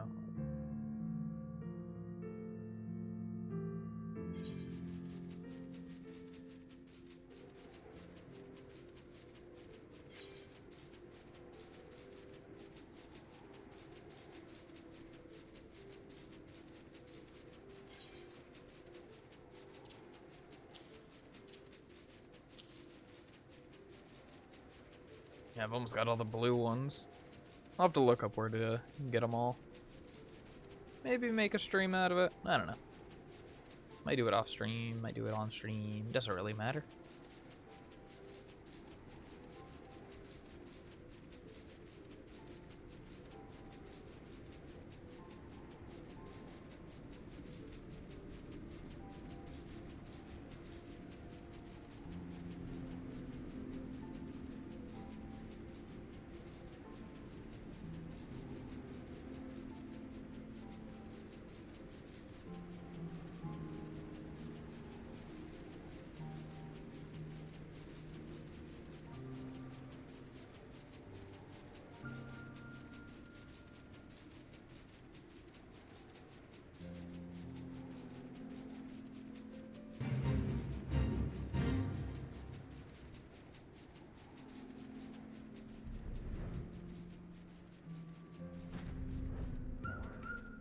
I have arrived. I take it you are ready to bear witness to the joyous reunion of master and pupil? Very well.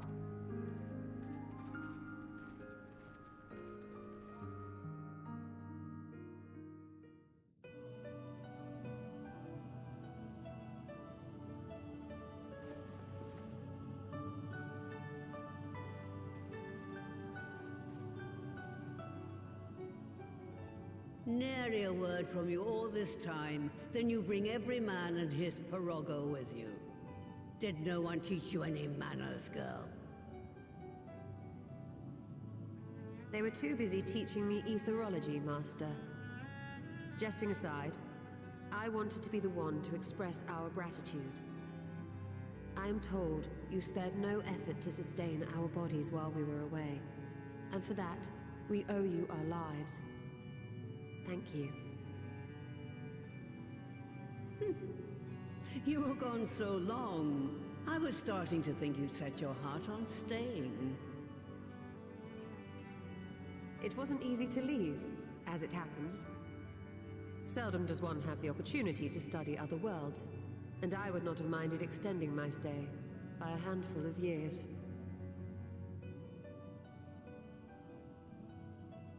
Ever the scholar, Y'shtola dedicated herself to studying ancient civilizations of the First, befriending a tribe known as the Knights Blessed in the process. There she took on the name of Matoya and won the respect of all the children of the forest. Oh no. What have you done? I merely adopted an alias in accordance with the custom of my hosts. Yours just happened to be the first name that came to mind. You mean to tell me you went gallivanting about using my name and only bother to visit when you need a favor? And don't pretend you don't. I taught you long enough. Good job, Alphino. Indeed. And devoted pupil that I am, I could not fail to recall my master's sage advice. When the answer eludes you, look to the wisdom of your elders.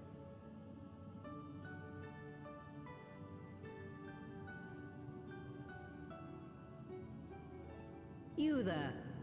Were you going to introduce yourself?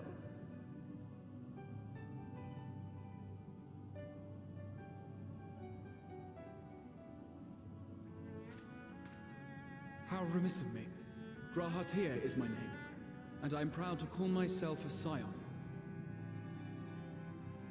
I too wish to offer my gratitude for your invaluable aid in sustaining the Archon's bodies, as well as my apologies. It was my inexpert summoning spell which endangered their lives in the first place. Ah, yes. The one bent on digging up the mysteries of Alag. Old Galaf used to speak of you, and Kryles told me all about your recent exploits. Do you have a bad back or something? At ease, boy. Whatever mess you've made, I'm not in the habit of dwelling on the failings of the younger generation.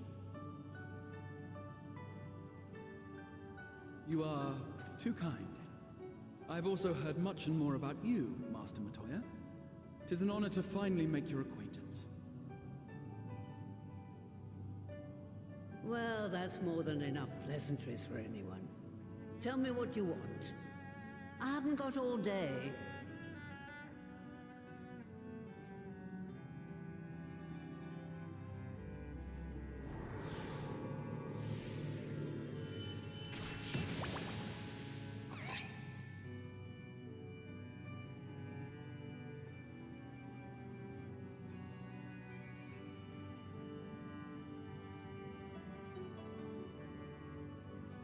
So that's the way of it. It should be a simple enough matter to make the familiar. The magic, on the other hand. Ah, that you may leave to me. Being the only one possessed of royal blood, I alone can imbue the subject with the necessary magic. So I just need to create porxes with the power to stir the soul.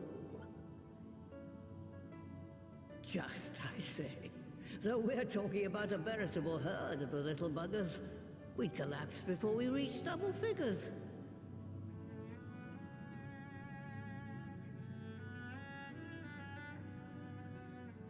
But if I could get a familiar to create the familiars, a mother porxie, as it were.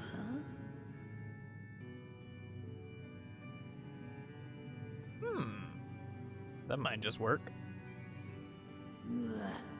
Seems I haven't seen the last of that moldy old hole after all.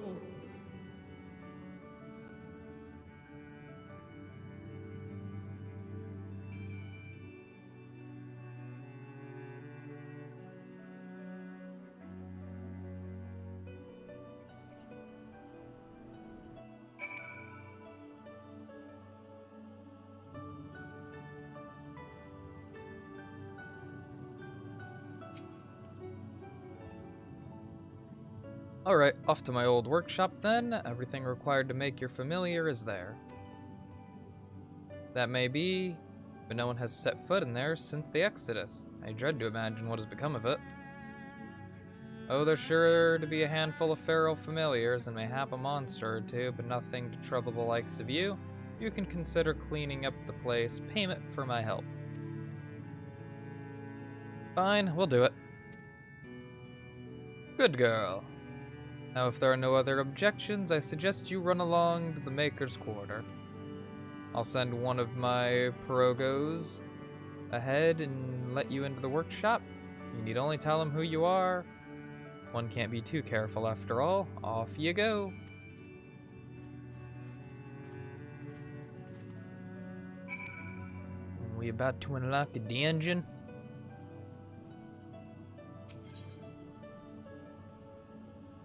Oh, wait. That's not where I want to go.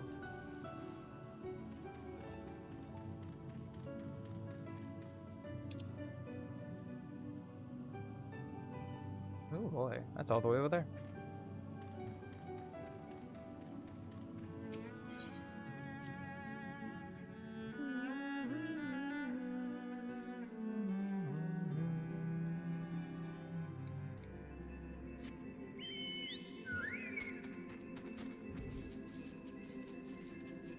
Oh yeah, nothing like a flying chocobo.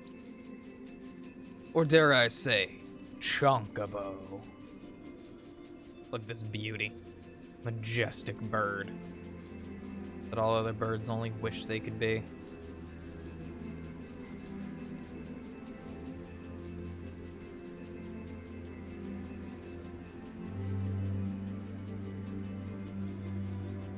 It is quite amazing, this thing's ability to fly. But he really wants that cake. He's got enough of it himself, but you know, he needs it. I only wish this area had a teleport crystal. It's very odd that it's the only one that doesn't.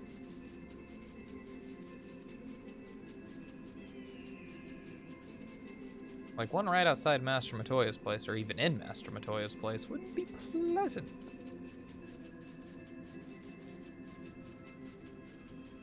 Meow. Okay, guys, I'm here.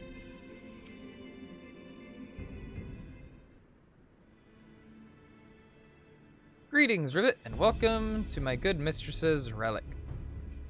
Pororogo is my name. Oh god, oh god. Within you will find a space dedicated to the making of familiars, along with a cavern wherein the requisite ingredients may be had. I must warn you, however, that the place has not played host to a single soul, much less a broom, in over 15 years, and will, I regret, be in some disarray. But rest assured, my brothers and I shall see to it that you do not lose your way. Now then, Rivet, only say the word and I will show you in. Oh yeah, dungeon time.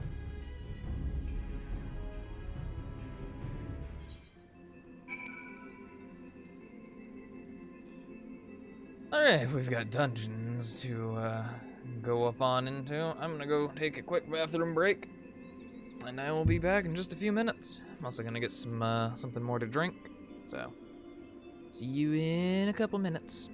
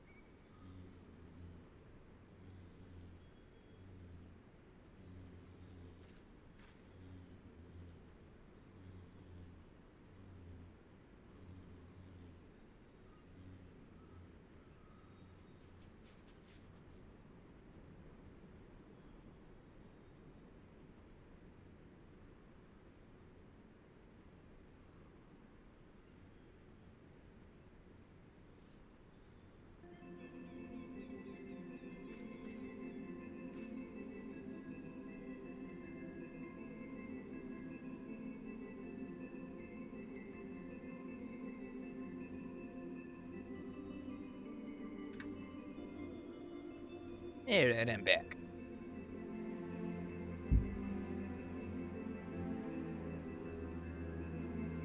Just getting myself situated. Okay.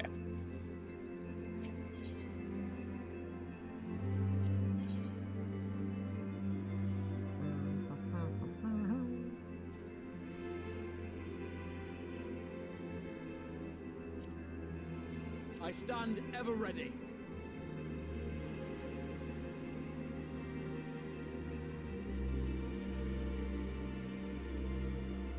Y'shtola would probably be the better option, but I started this whole thing with Alice.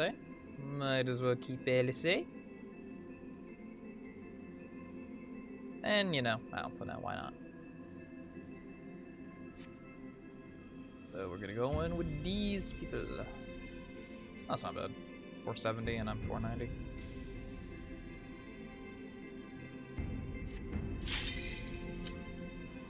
Commence. Time to relearn Dark Knight the hardest way. By throwing myself into a max level dungeon.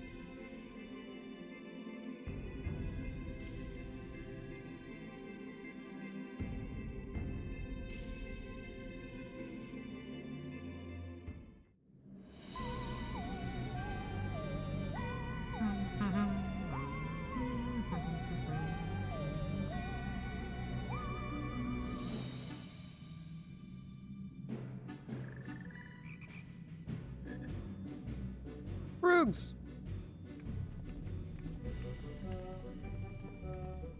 Right. To begin with, I need you to gather a few ingredients. Listen well to what the Pirogos say, or you'll wish you had. Oh my.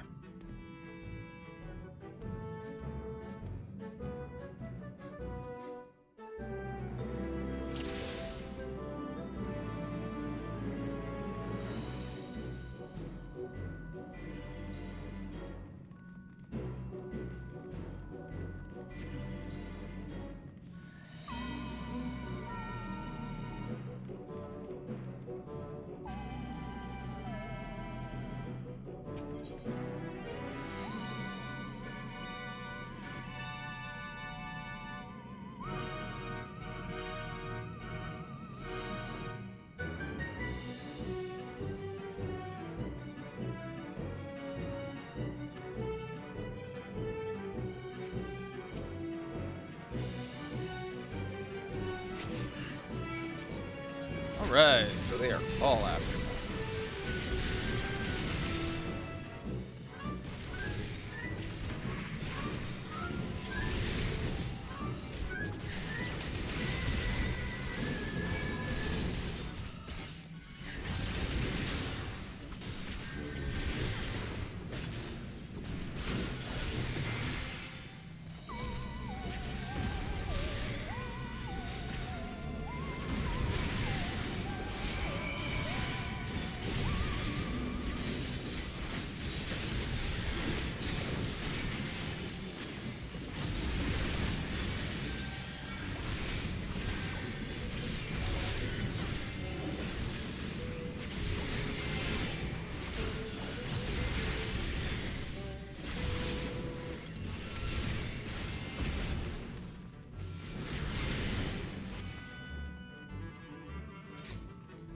Okay, it's all coming back to me. Slowly but surely.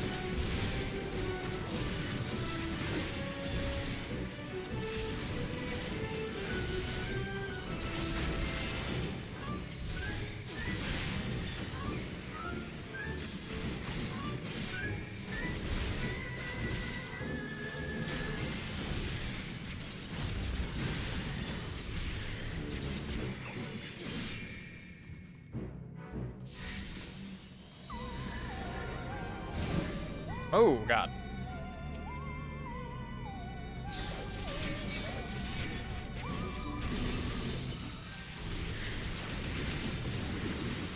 Not mean to cast Provoke. It is unneeded.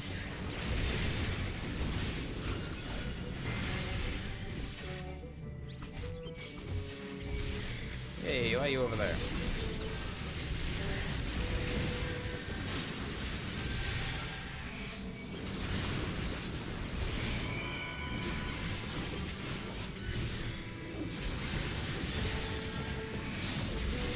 Allow me.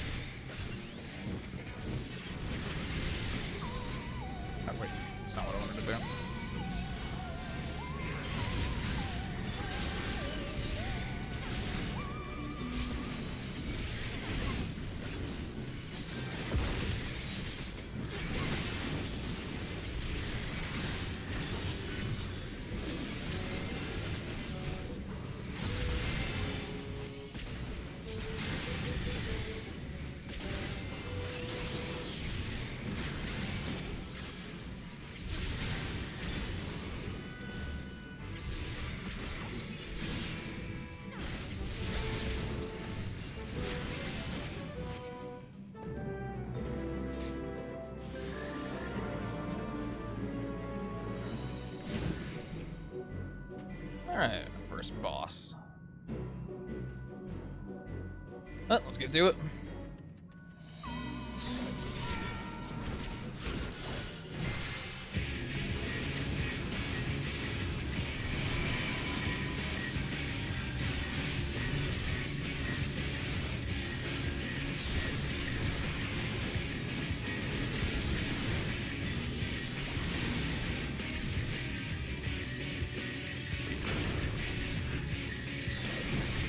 Shoot, you do not want to be in those. Alright, what are the orb balls for?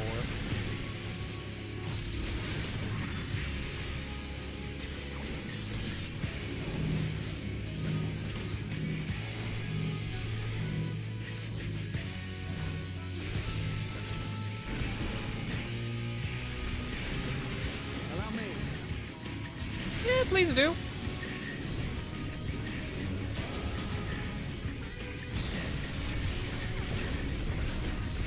Boy.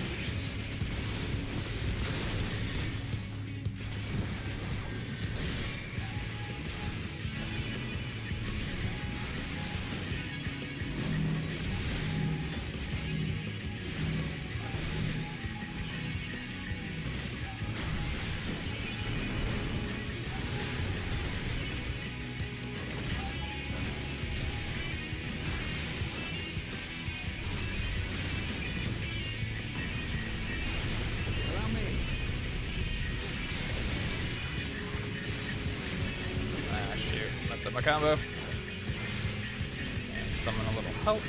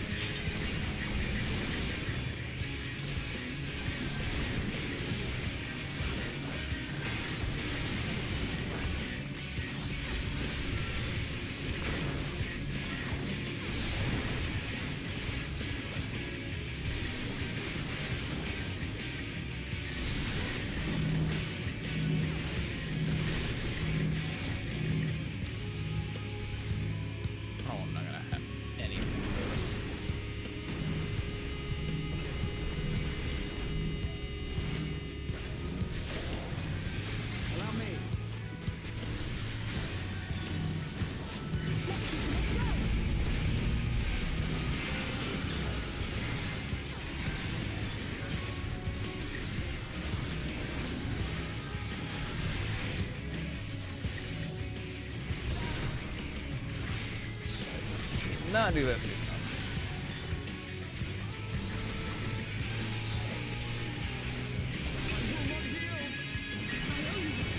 Shit, Alexei's down. Oh, and he's dead. Ooh, I got a little spicy.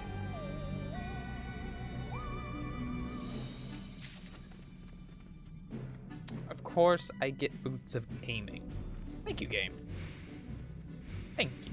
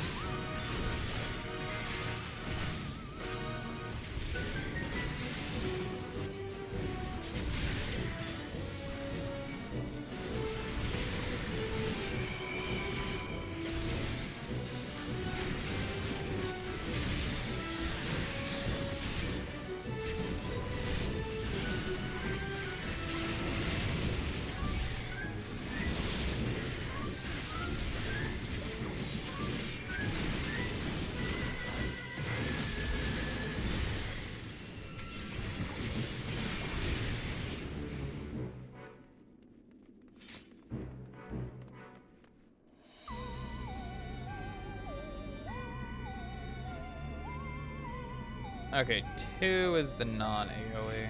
That's the... Okay, I've been using those wrong. Is this the first treasure coffer? Oh god, hi.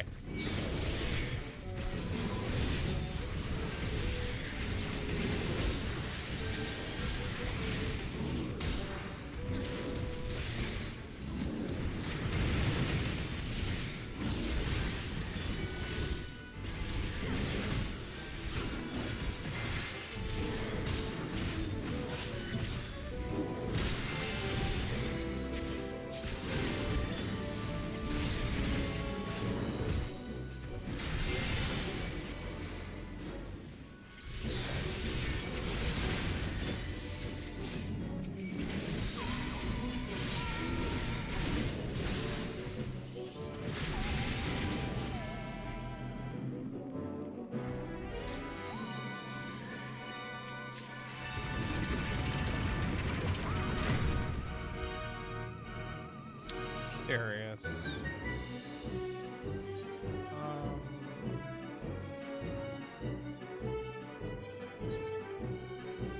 What level is this stuff? Oh, sweet merciful Lord. Right there. 485.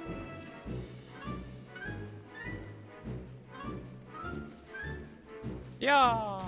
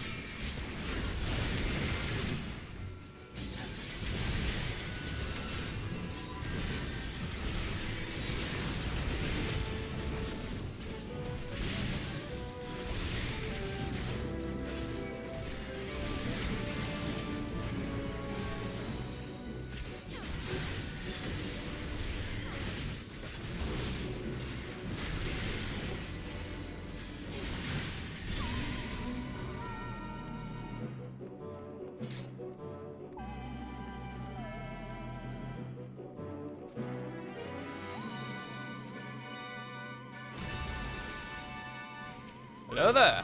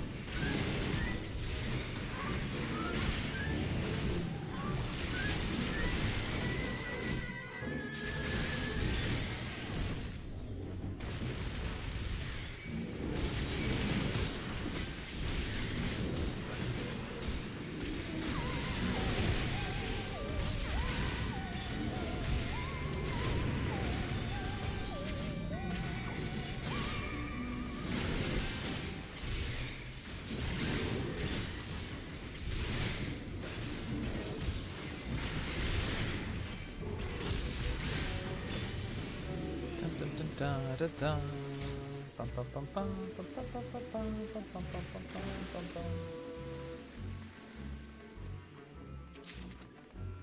bum. Ooh, necklace of casting.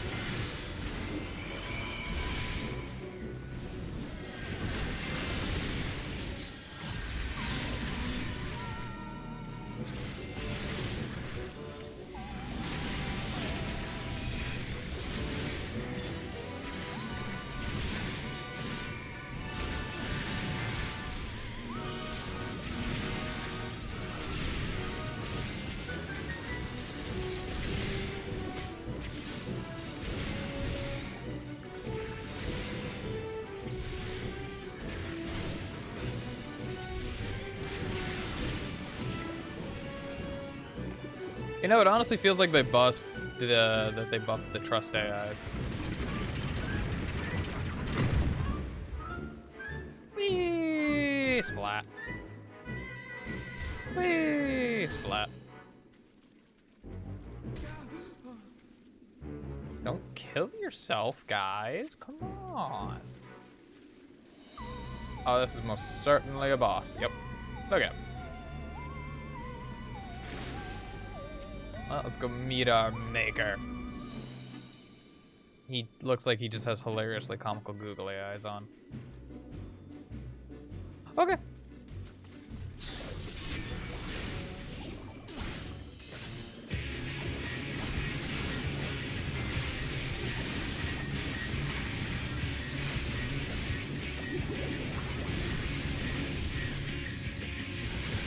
Sweet mother of tank buster. Yeah?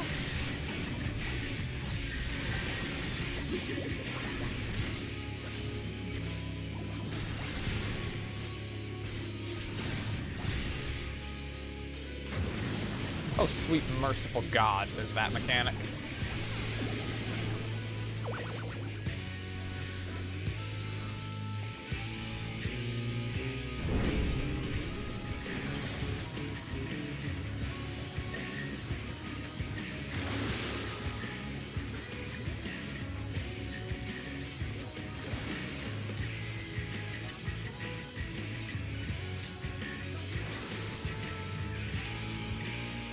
I don't know what we're supposed to be doing here.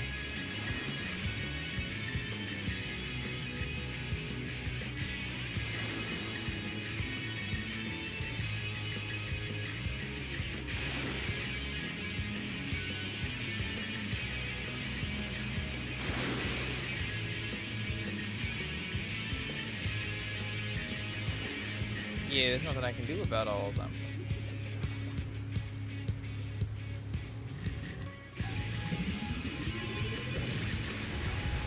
What? I am confused.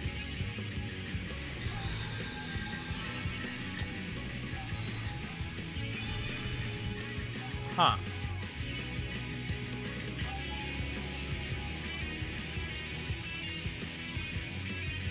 Okay. I mean, it's only at the end that I, saw where the enemies were.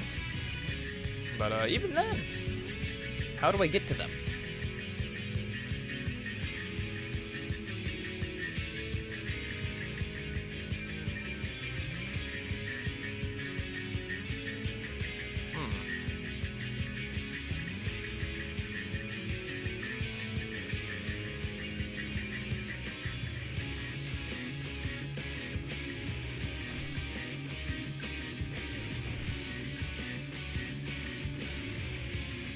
Bit of a conundrum with this one.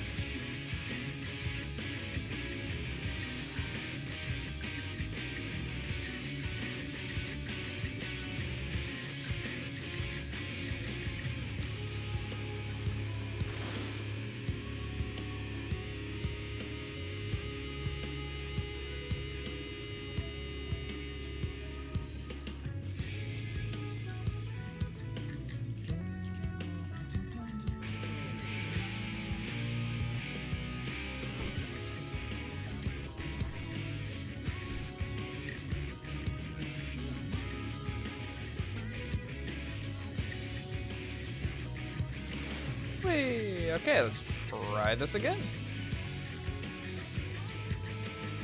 Hopefully we'll figure it out.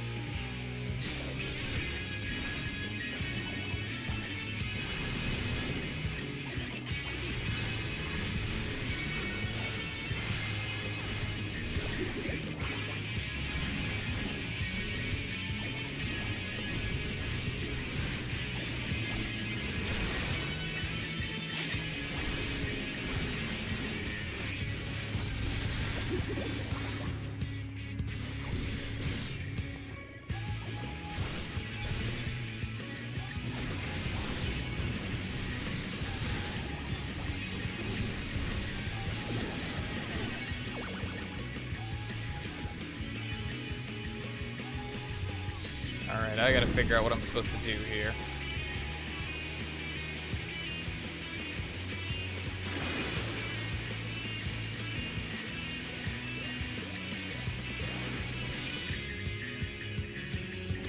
Allow me.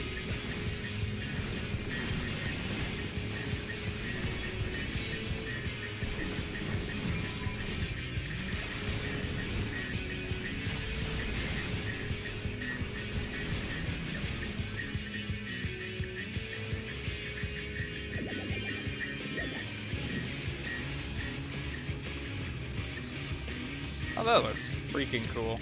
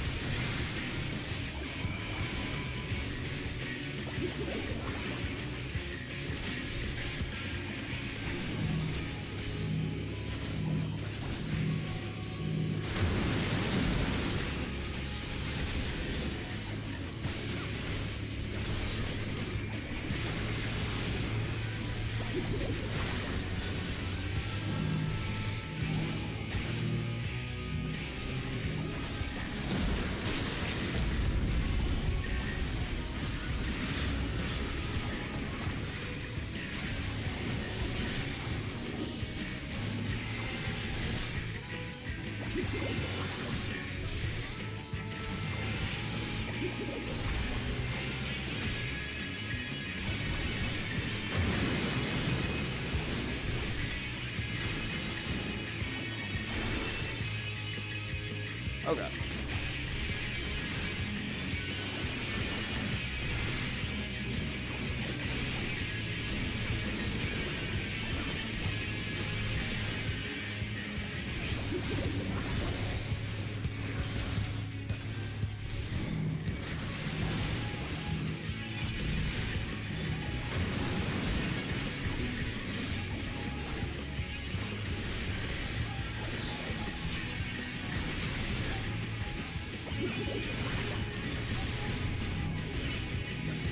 Oh, this is gonna hurt.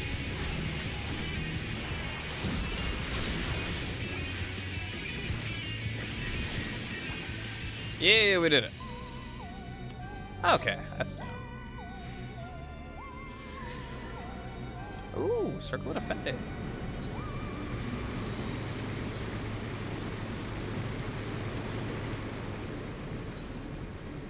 I mean, it's not better than what I have, but, you know, it looks neat.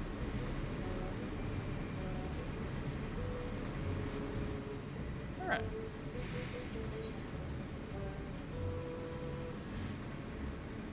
One down, one to go. Well, two down, one to go.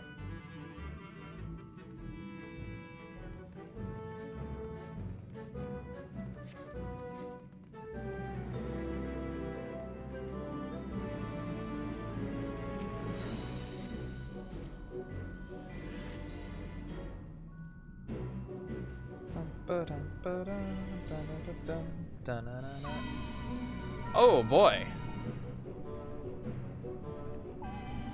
This is quite the acid trip.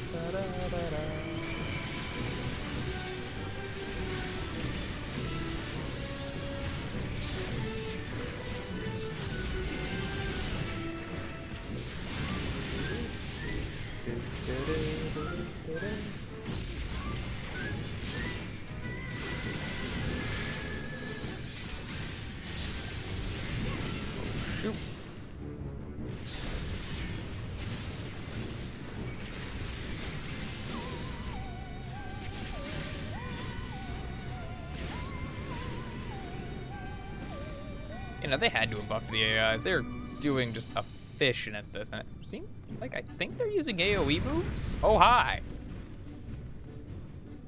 What the ribbit?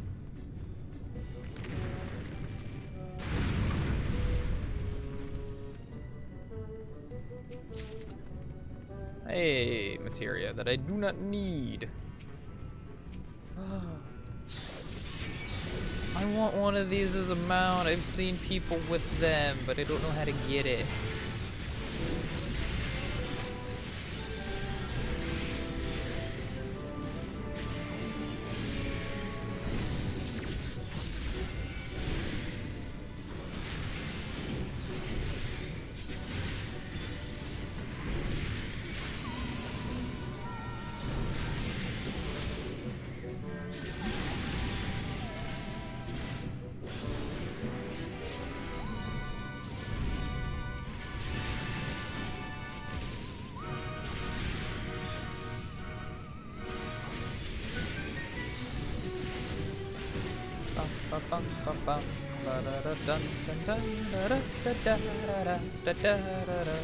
This is so catchy. I love it. I love it.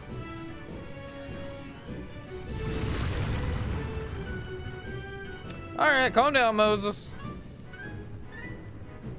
He's like Fire Moses. Regular Moses is Water Moses. This one's Fire Moses. Now we just need Earth and Wind Moses.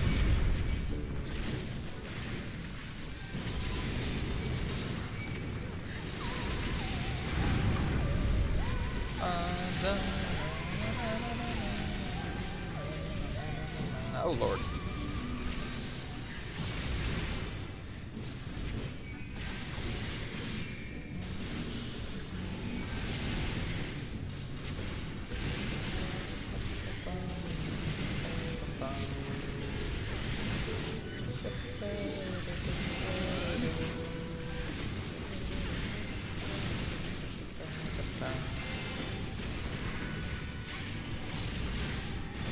Good Lord.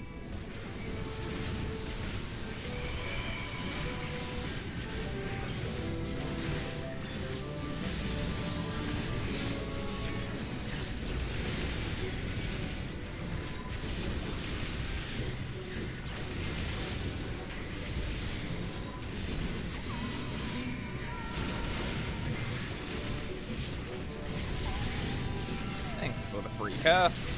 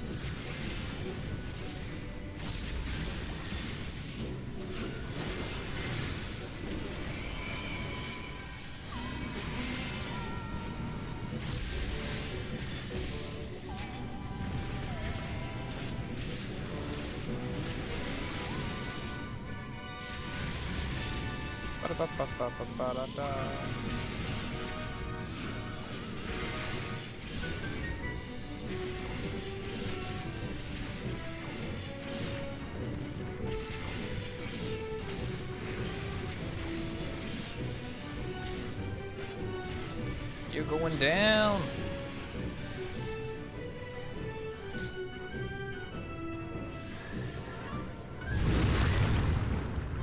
Alright, make sure there's nothing around that I could be missing. Don't think so.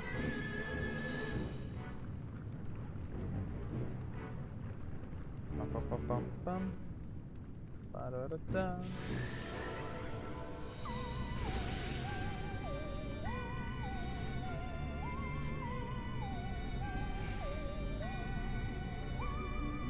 Wait, I have to defeat the Mother Porksy? Why would I want to defeat it? Wouldn't that be destroying it? Seems like a terrible idea to me, but oh well. Gotta do what you gotta do.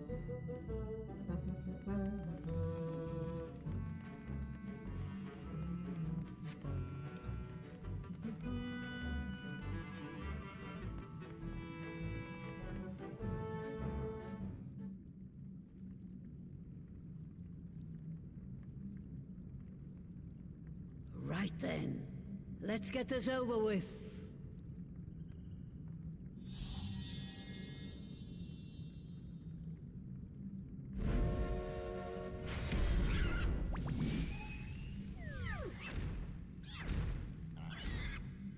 Newborns are wont to be difficult. Sure, who's in charge? She's a newborn, but also supposed to be the mother of Porksies. Oh no. Look how magnificent she is. Just an adorable little flying pig.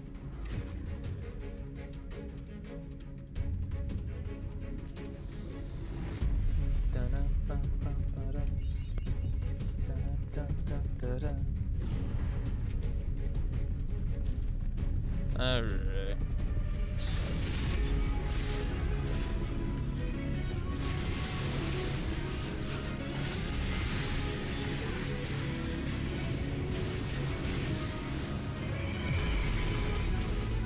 Oh my. I have to do better than that.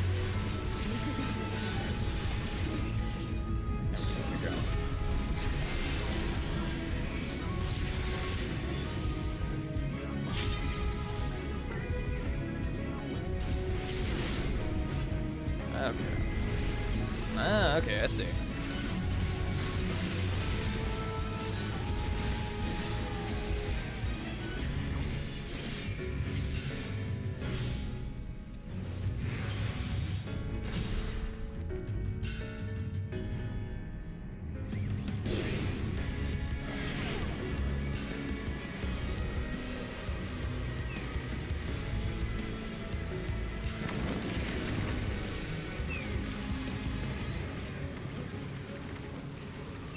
Oh, shoot. No, no, no, no, no. Oh my god. Okay. That's a little difficult to deal with.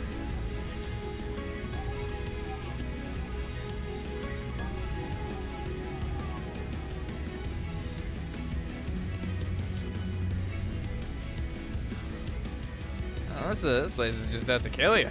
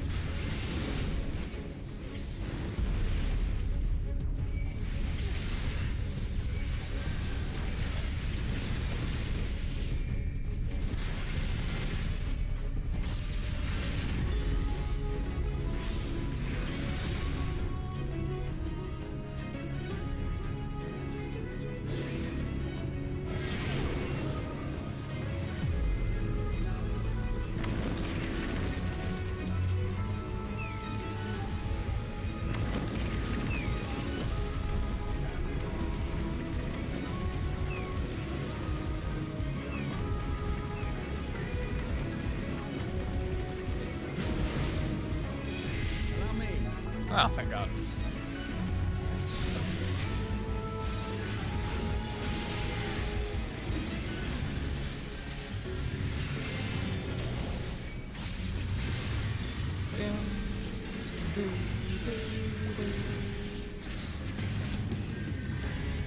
Well, now what's it doing?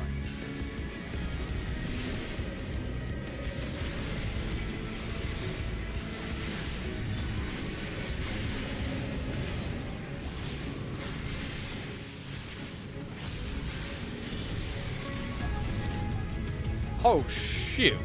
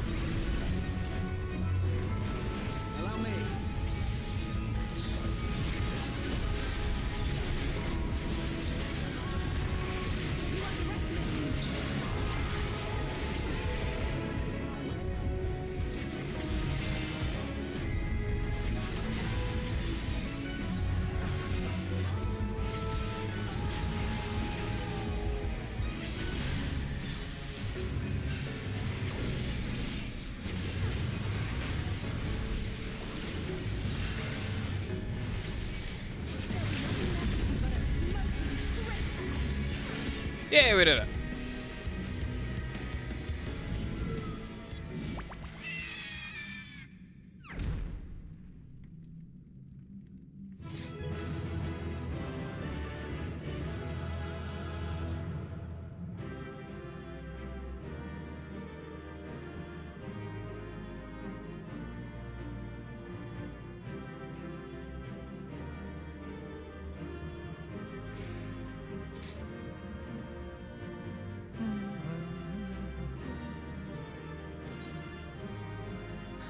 Hey, got 50 of these little revelation ones now.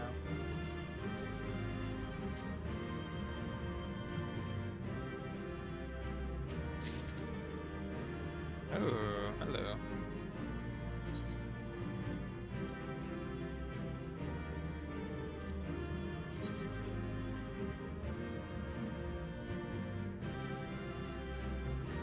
This looks nice.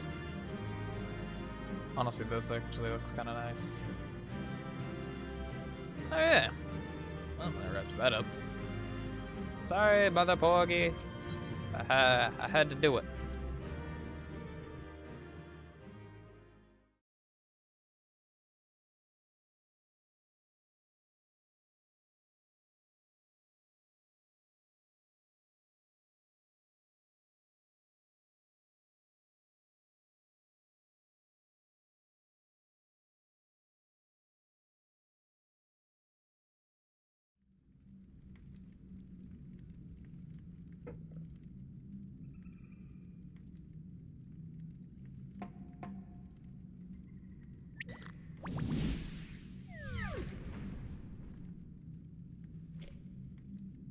There we are, quite tame.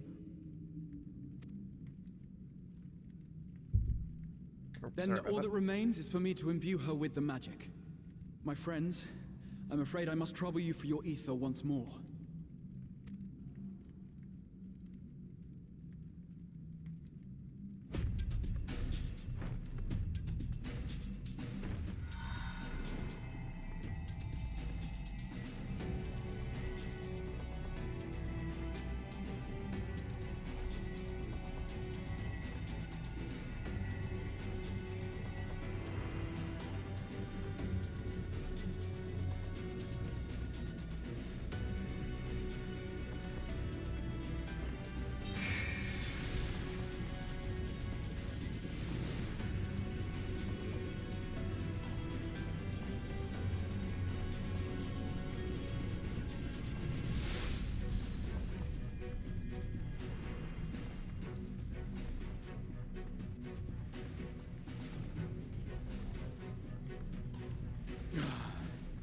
That should suffice.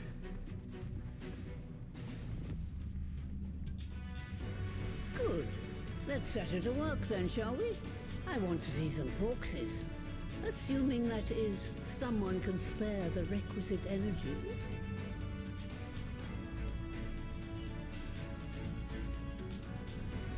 A mere drop in the ocean for the great sorceress Matoya, I dare say.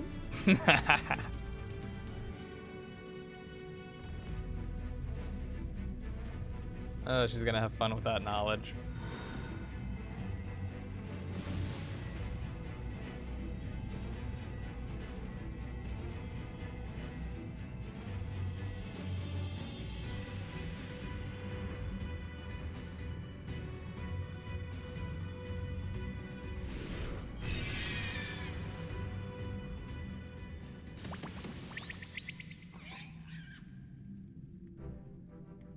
Excellent. Our very own litter of Angelos. And we can make as many more as we want, simply by providing the Mother Porxy with additional ether. I will require a moment before I try again. It's still hard work, but a damn sight more efficient than making them one by one. Thank you, Master Matoya. Everyone, we're a step closer to our goal. Distributed amongst the allied nations, they should do much to facilitate closer dialogue with the beast tribes. And given their present travails, I believe our friends in Limsa Lominsa should be the first beneficiaries.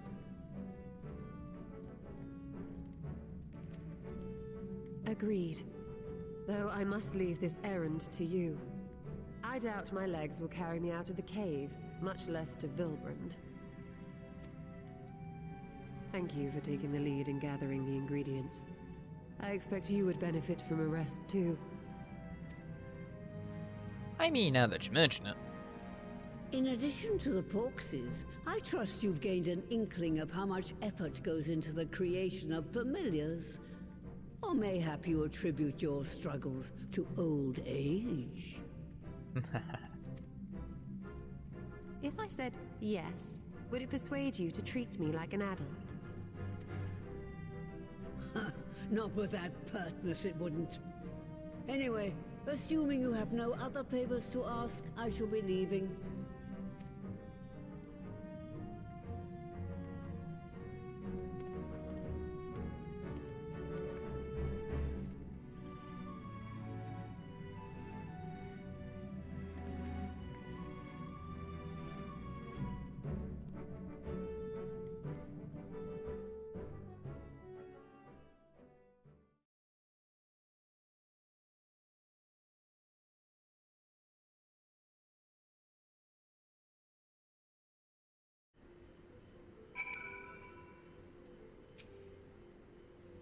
Lest you wonder, Master Matoya has returned to her cave with Y'shtola. They are as peas in a pod, are they not?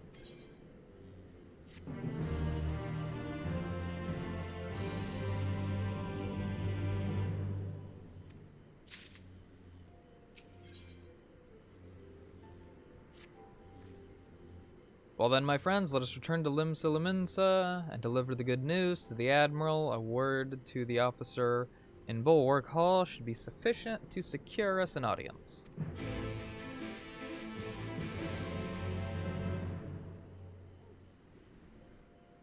Alrighty.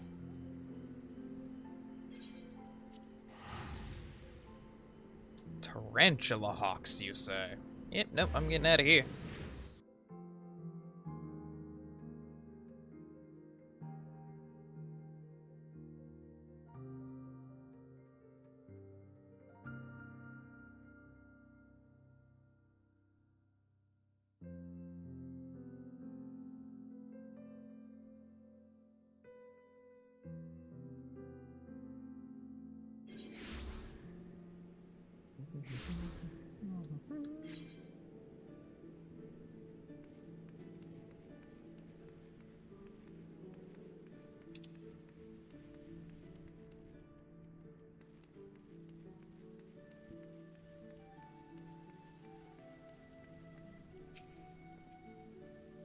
Why, Lieutenant Draconis, ever a welcome sight.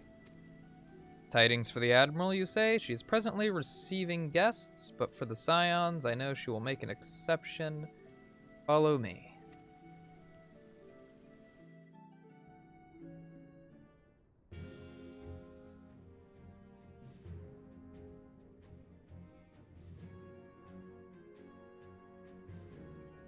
The kobolds and the fish people. I forget the fish people's names. I apologize. My friends, what brings you here this day?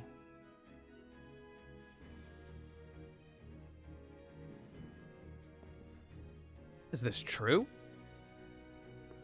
By the Navigator, a cure for tempering? As often as I've been in awe of you Scions, I would not have thought it possible. And yet it is, Admiral. We have done it. Here in Limsa, and production of more familiars have already begun. You have my thanks, truly. This will do much to advance the cause of peace, yet I fear it'll take more to close the rift twixt man and beastmen. Bah, even to speak thus divides us.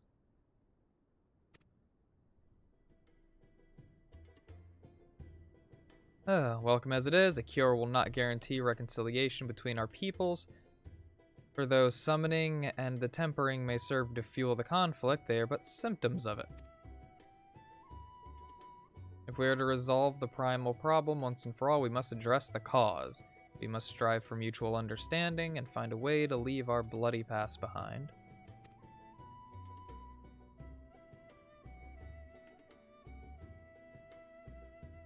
It was I who moved that the Alliance renew its push for peace. Since our ancestors came to these shores, some 7 centuries past, we Lominsans have been at odds with those who share our island home.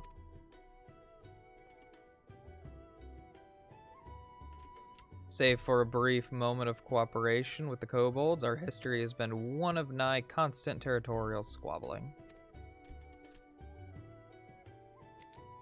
Meanwhile, our struggle with the Sahagin for control over the seas has only grown fiercer, a matter made worse by the thrice damned calamity driving them to seek new spawning ground.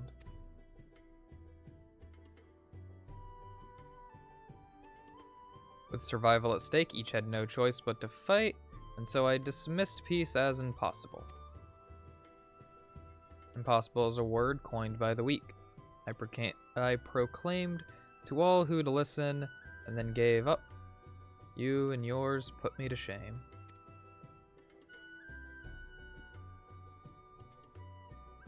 Since you led us to victory against the Black Wolf, you have achieved the impossible again and again and again. And I thought it high time that I followed suit, hence my proposal to the Alliance Council. But no sooner did I reach out to our neighbors in Vylbrand than my own people sought to thwart me. You speak of pirates who failed to attend the meeting? Aye.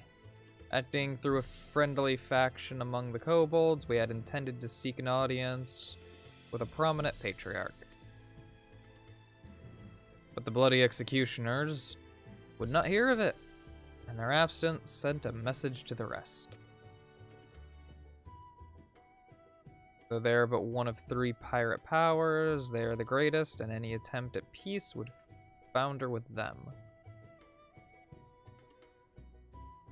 I am given to understand that their leader, Captain Hillfire, has been bedridden for some while with an ailment of the lungs. Correct, in his absence, his right hand leads, a man named Ishgard, but recently risen to prominence among their ranks. Save for his disdain for authority, little is known about him. We have invited him to speak with us more than once, but he will not come. I have tasked the Yellow Jackets and the Rogues with uncovering his motives, but they have learned naught of any value.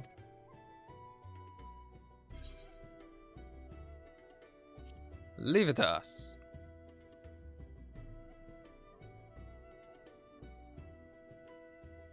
We have a nose for the truth. Whatever this Ishgard wants, we'll find out.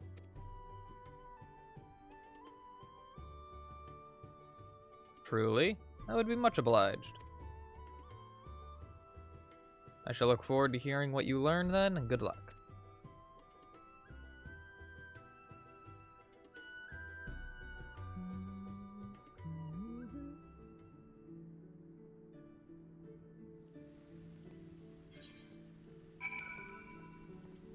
Alrighty.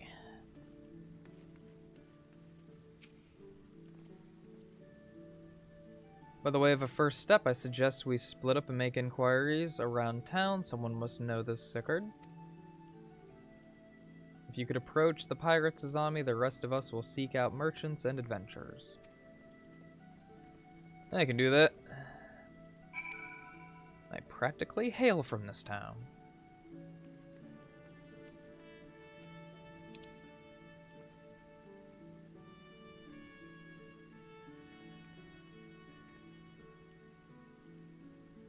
Alright, I gotta head over by the Marauders Guild and the Aft Castle. Alright, which way to the crystal? Right here.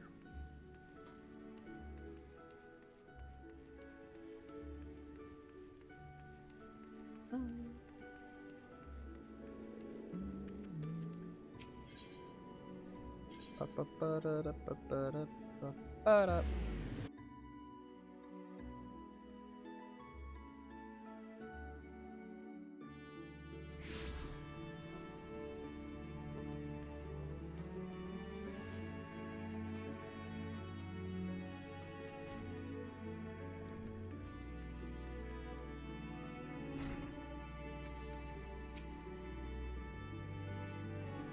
Curious about Ishgard, are you? As am I, my friend, as am I. Sadly, I know nothing of the man, save that the bloody executioners experienced a marked improvement in their fortune after his promotion. Quite how he achieved this matter is of some debate. As you know, the thalassocracy permits us to attack only Garlean vessels, yet these have all but vanished from the seas since the Empire turned in upon itself. In order to adapt, we Krakens have taken to trading with the East, but the executioners are less forward-looking. I cannot imagine they would willingly abandon the old ways. So how then are they lining their coffers? Whatever their secrets, they are not likely to share it with their rivals, but mayhap you will have more luck. Maybe. Do my best to find out, at least.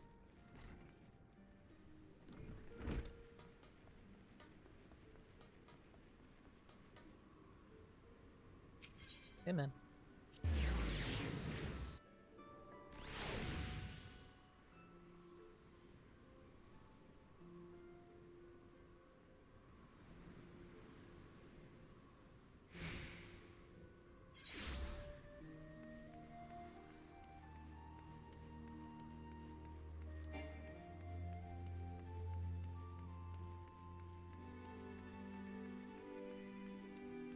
Oh, hello, we got something going on over here.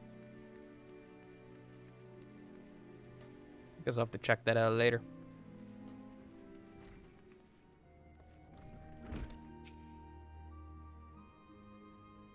You want to know more about Ishgard? He's a wily bugger, is what he is. Found some clever way to make coin, they say, and traded it for Noscea's place at Old Hilferside.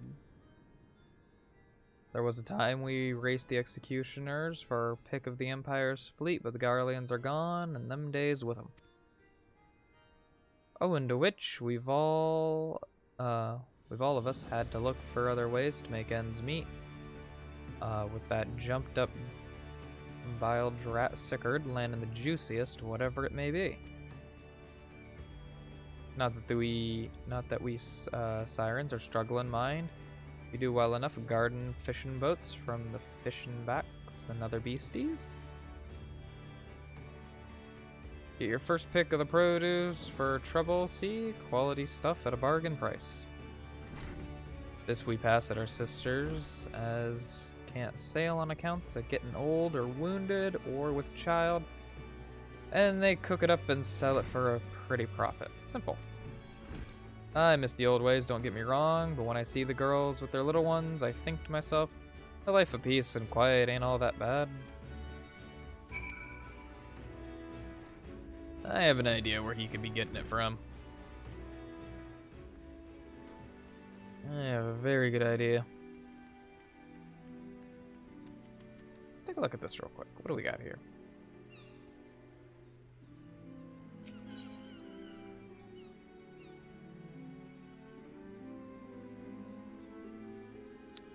Interesting.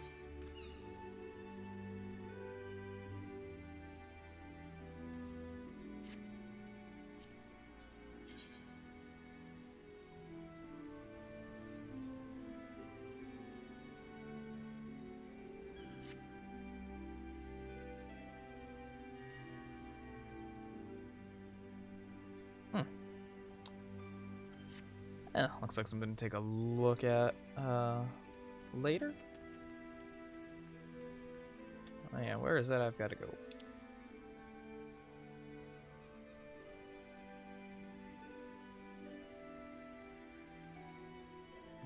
Alright. I think I'm just heading back to The admirals.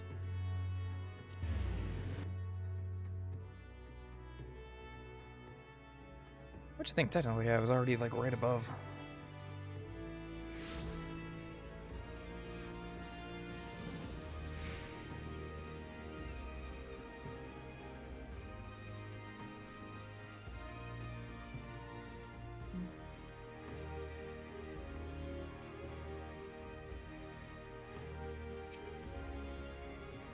I see everyone has returned. Now, who would you like to go with first?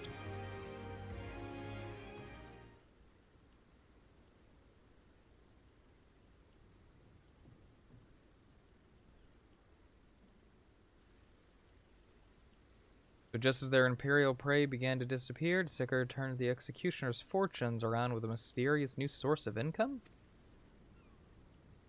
Whatever it is, it's nothing to scoff at. According to a tavern keeper I spoke to, the crew have been indulging themselves as ever before, but no amount of drink seems to loosen their tongues as to how they're coming by their coin.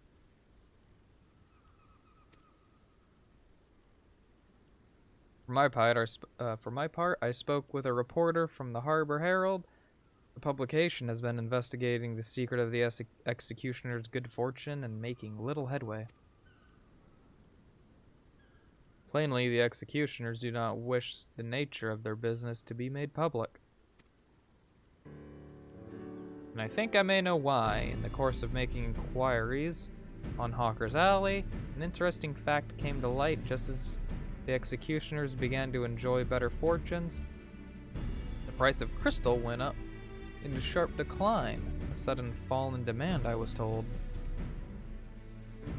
Curious, I contact Horribolder, who has been watching the movements of the beast tribes, and my suspicions were proven correct. Despite ever worsening relations between the beast tribes and the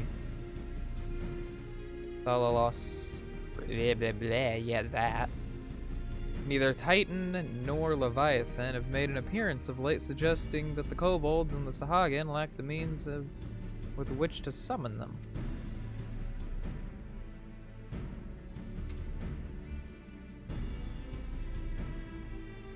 Do you mean to say the executioners are divesting them of their crystals?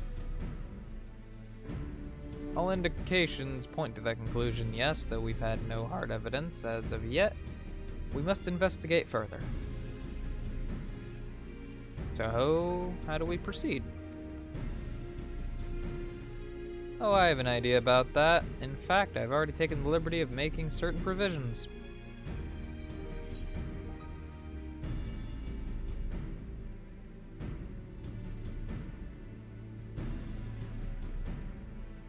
Let's see, we'll take you.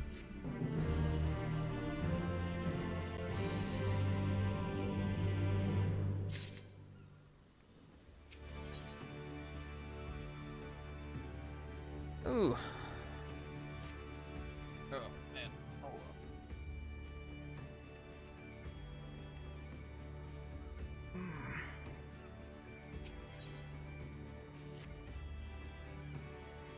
During my inquiries, a disgruntled merchant informed me that the wholesaler of crystals had recently arrived in Limsa Lominsa, offering wares at prices far undercutting the competition.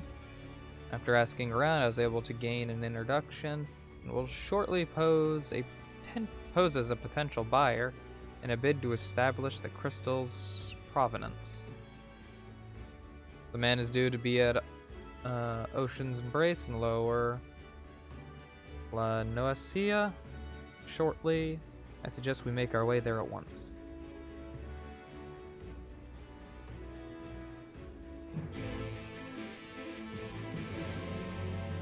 Boy, oh boy, oh boy, oh. The plot thickens. Where is it I gotta go?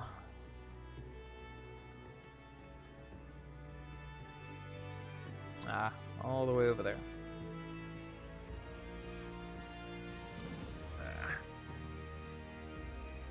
Well, for now, though, I think we're gonna wrap up here. It's been about, a little over 3 hours now, so gonna wrap up here. Gonna grab some food, probably head to bed because it is pretty late, early. I don't know. It's 3 in the morning.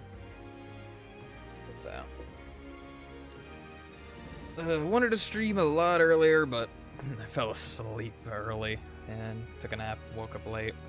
So, yeah, gonna go ahead and just call it a night. So, thank you all for coming by and watching, hanging out. Your viewership is greatly appreciated.